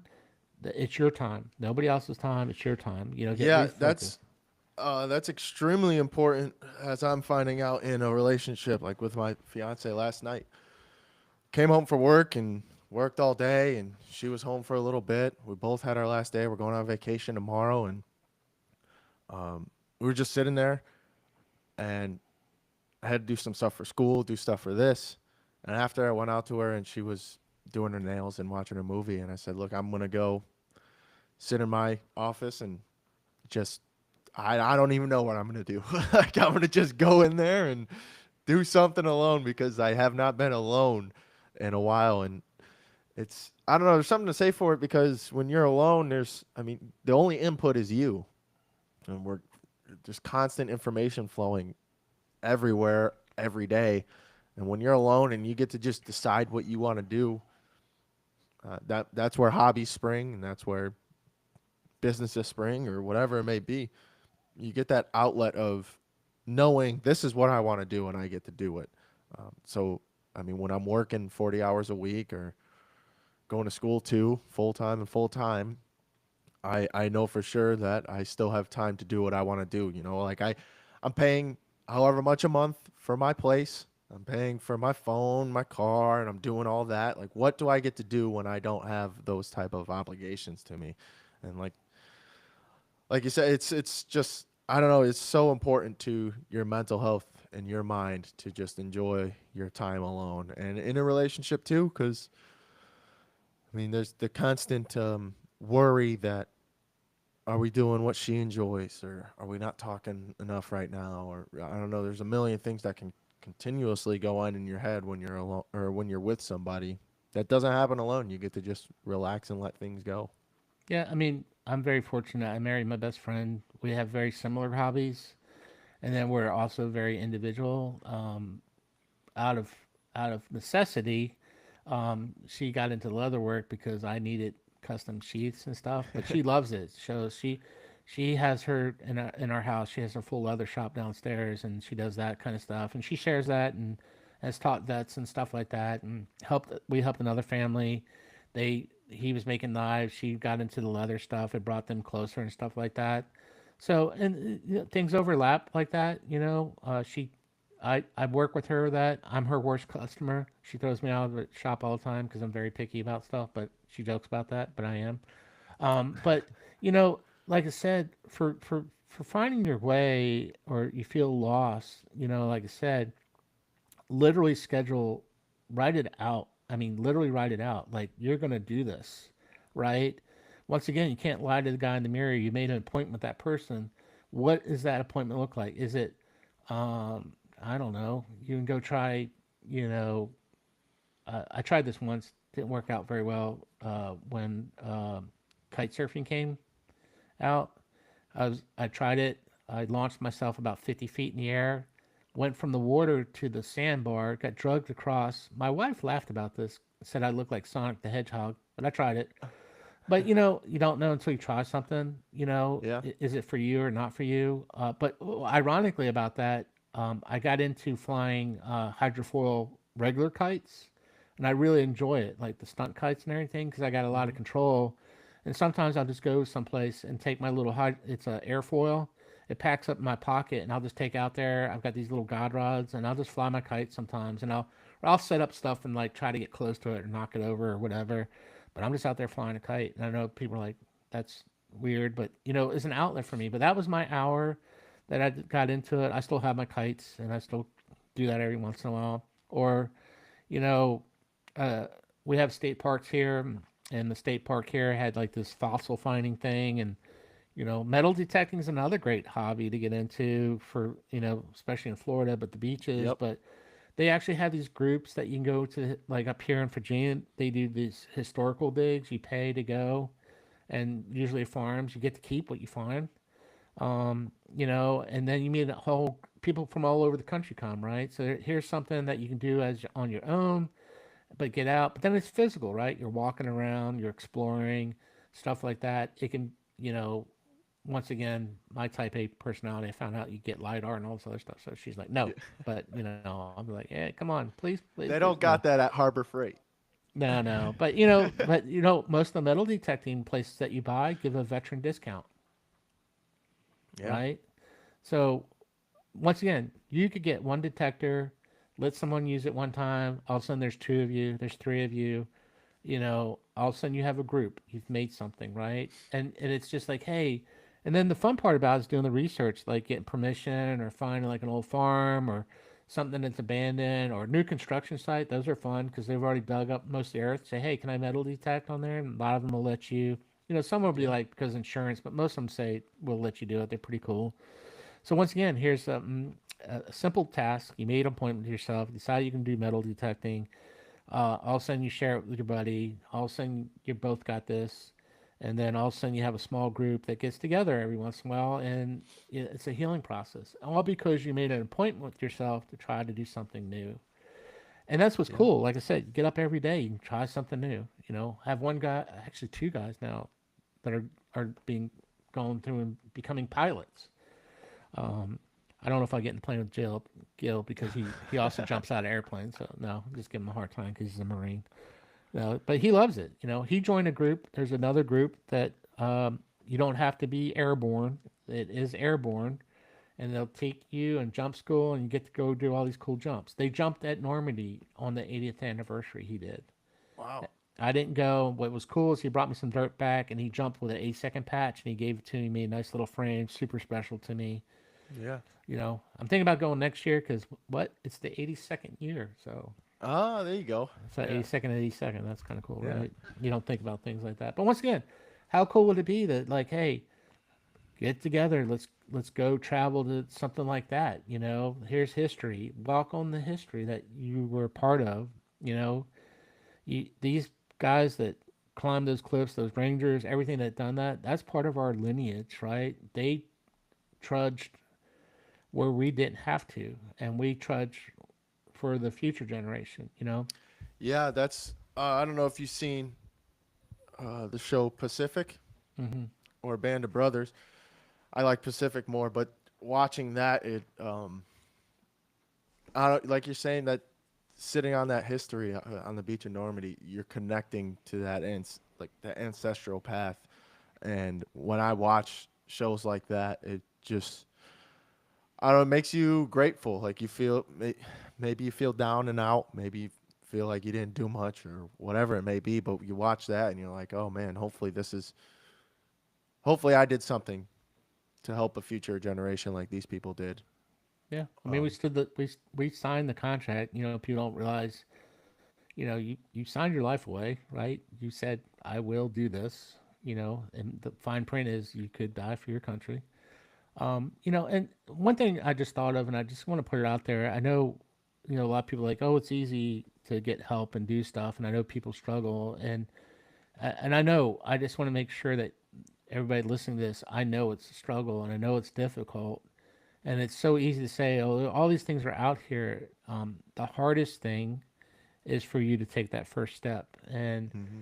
sometimes that first step is not the individual doing it, is the other individual listening to that person and realizing they need help. And sometimes you can do it in a passive way. Once again, try something new. Um, you know, charter a deep sea fishing trip. I don't know, just basket weaving, whatever it is. You'd be surprised. You know, a lot of guys come to the forge and everybody wants to make a knife, but a lot of guys are into making the jewelry and smaller things, more decorative things, more useful things, right? So they came in for one reason, they found a passion for something else, and that's something, you know, I wish I could have a list say, here's the top 10 things. If you pick one of these, you're going to be all right. It's not, you know, Yeah. you have to find that. And what that is, all I can say is don't stop searching. You will find it. And it could be something simple. I mean, heck, it could be that you finally got your favorite car, like you said, your vet, right? Hmm. My wife, we play a game called Dibs. If you see something, a car, we call Dibs, but she has perpetual dibs on vets. But like that, maybe work up. That might be the thing, right? To get your dream car. At one time she had a 1937 International pickup that she totally restored. Man. Once again, I'll refer to Jim Knowles. He used to be in the picture car business, so we were very fortunate. He had a couple hundred picture cars, so we used to work on them. You're talking about like from Model Ts on up. So we used to get drive all those, right? So once again, find an old Model T and learn about it and build it up, or build a rat rod. Make it yours. It'll be your rod. But once again, that hour that you slate for yourself, make it that hour that you work on that vehicle. Get your hands dirty, do it right. And once again, build a rat rod. My friend Ed, we call him Sledge because he's huge, and we didn't have a power head at the time, so we used to hand him the big sledgehammer and hit the big metal. Yeah. So he got the nickname Sledge. He's got a rat rod he's working on, right? So once again, if you say, "Hey, I'm building this, come check it out." A big trend I see too, and something that I've been playing around with, mini bikes. Like, go back to the youth, make it a mini bike, right? How Got cool a would it buddy be? doing that from work right now. He's building his yeah. own mini bike. But share that. Be, oh, how cool, and then they realize that they can do it. You go to Harbor Freight, get you a V twin little motor. You can buy the kits. All of a sudden, you got this mini bike chopper group rolling down the street and going to some raves and whatever. But once again, share your experiences. You don't know who, and invite them to come over, hang out. Oh, I'm gonna be working on the mini bike on Friday. What are you doing? Okay, come hang out. Yeah, because you get in this like when you're in your head, you feel like nobody cares.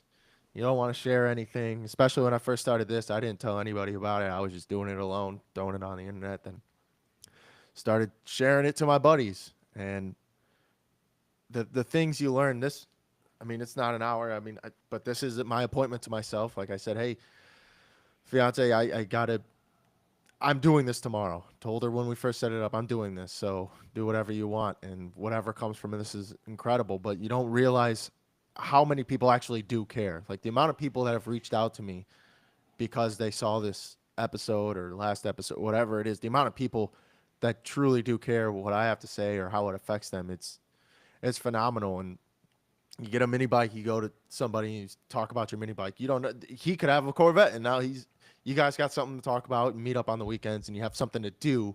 Because like we were saying, is that when you start getting idle and you're just sitting there alone in your own head with hands not doing much, I mean, you're just stuck in a loop of negativity most of the time.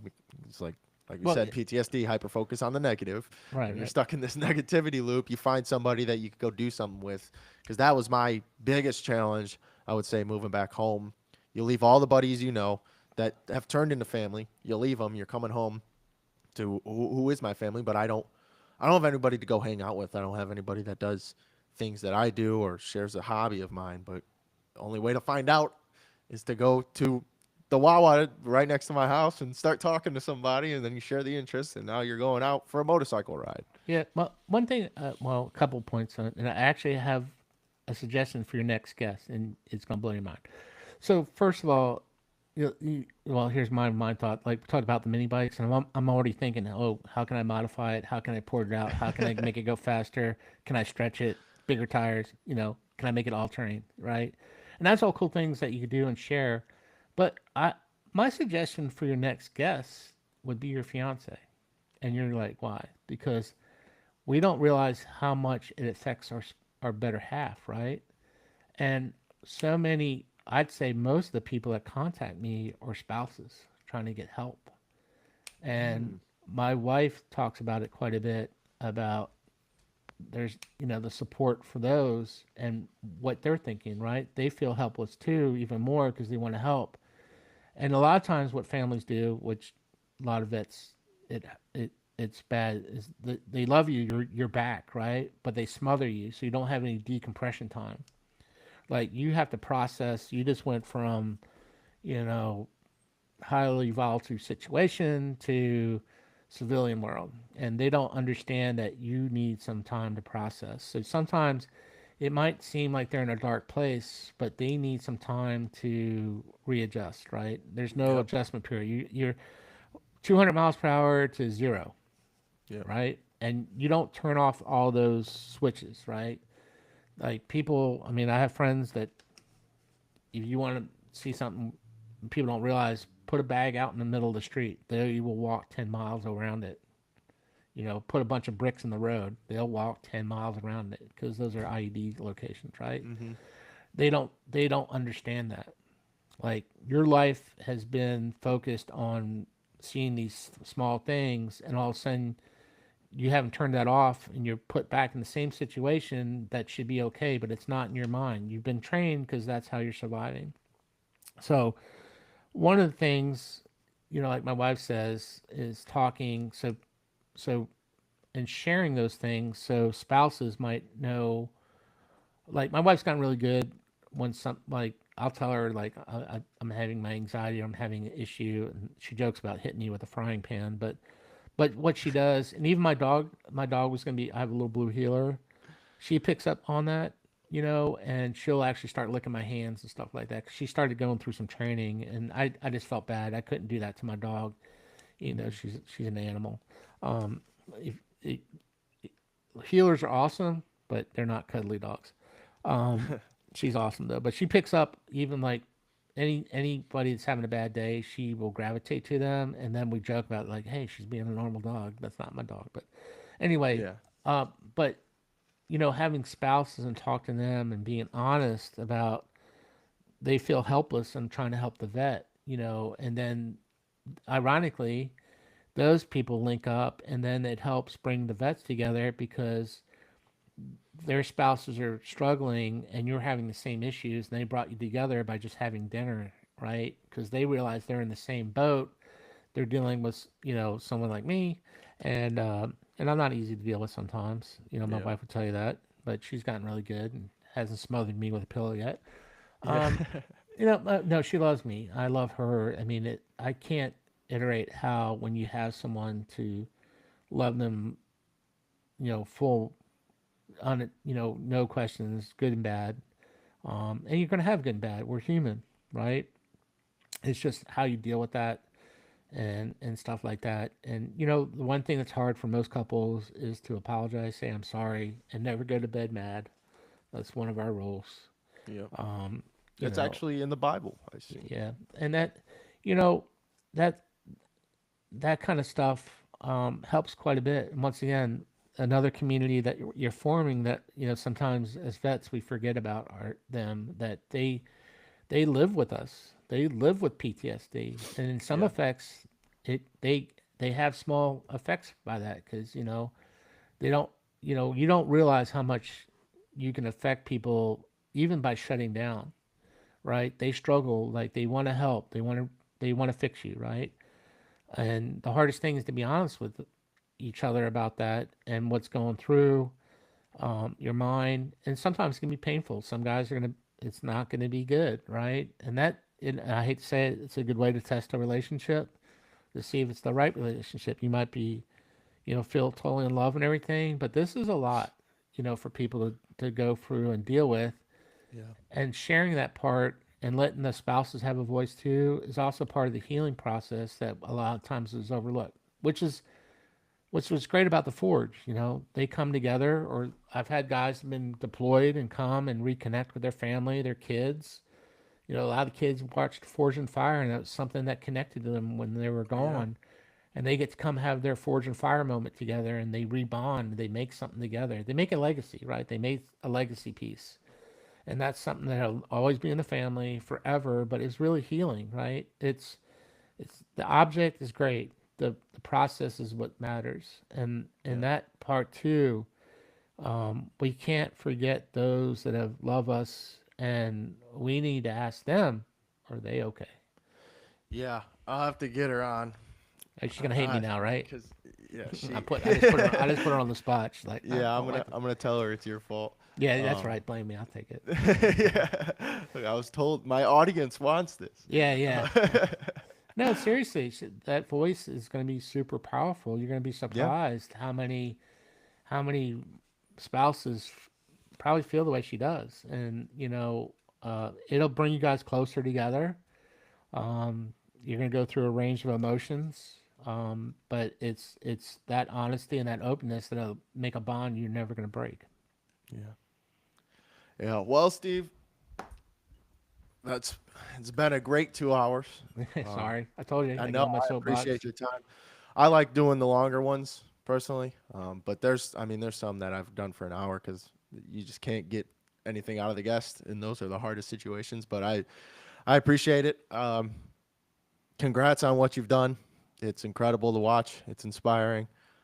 Uh, Thanks for what you're doing. I mean, you too are making a difference. You know, you reached out to me. You gave me a platform to hopefully reach out. And look, I measure success, and I tell the guys if we only reached and made a difference to one person, and we close the doors, we're successful. yep. That's how this started too. I mean, And you've already especially you had go that. online. You've had people reach out to you, so you are making an effect. You know, sometimes it's hard because we don't see immediate effects, right?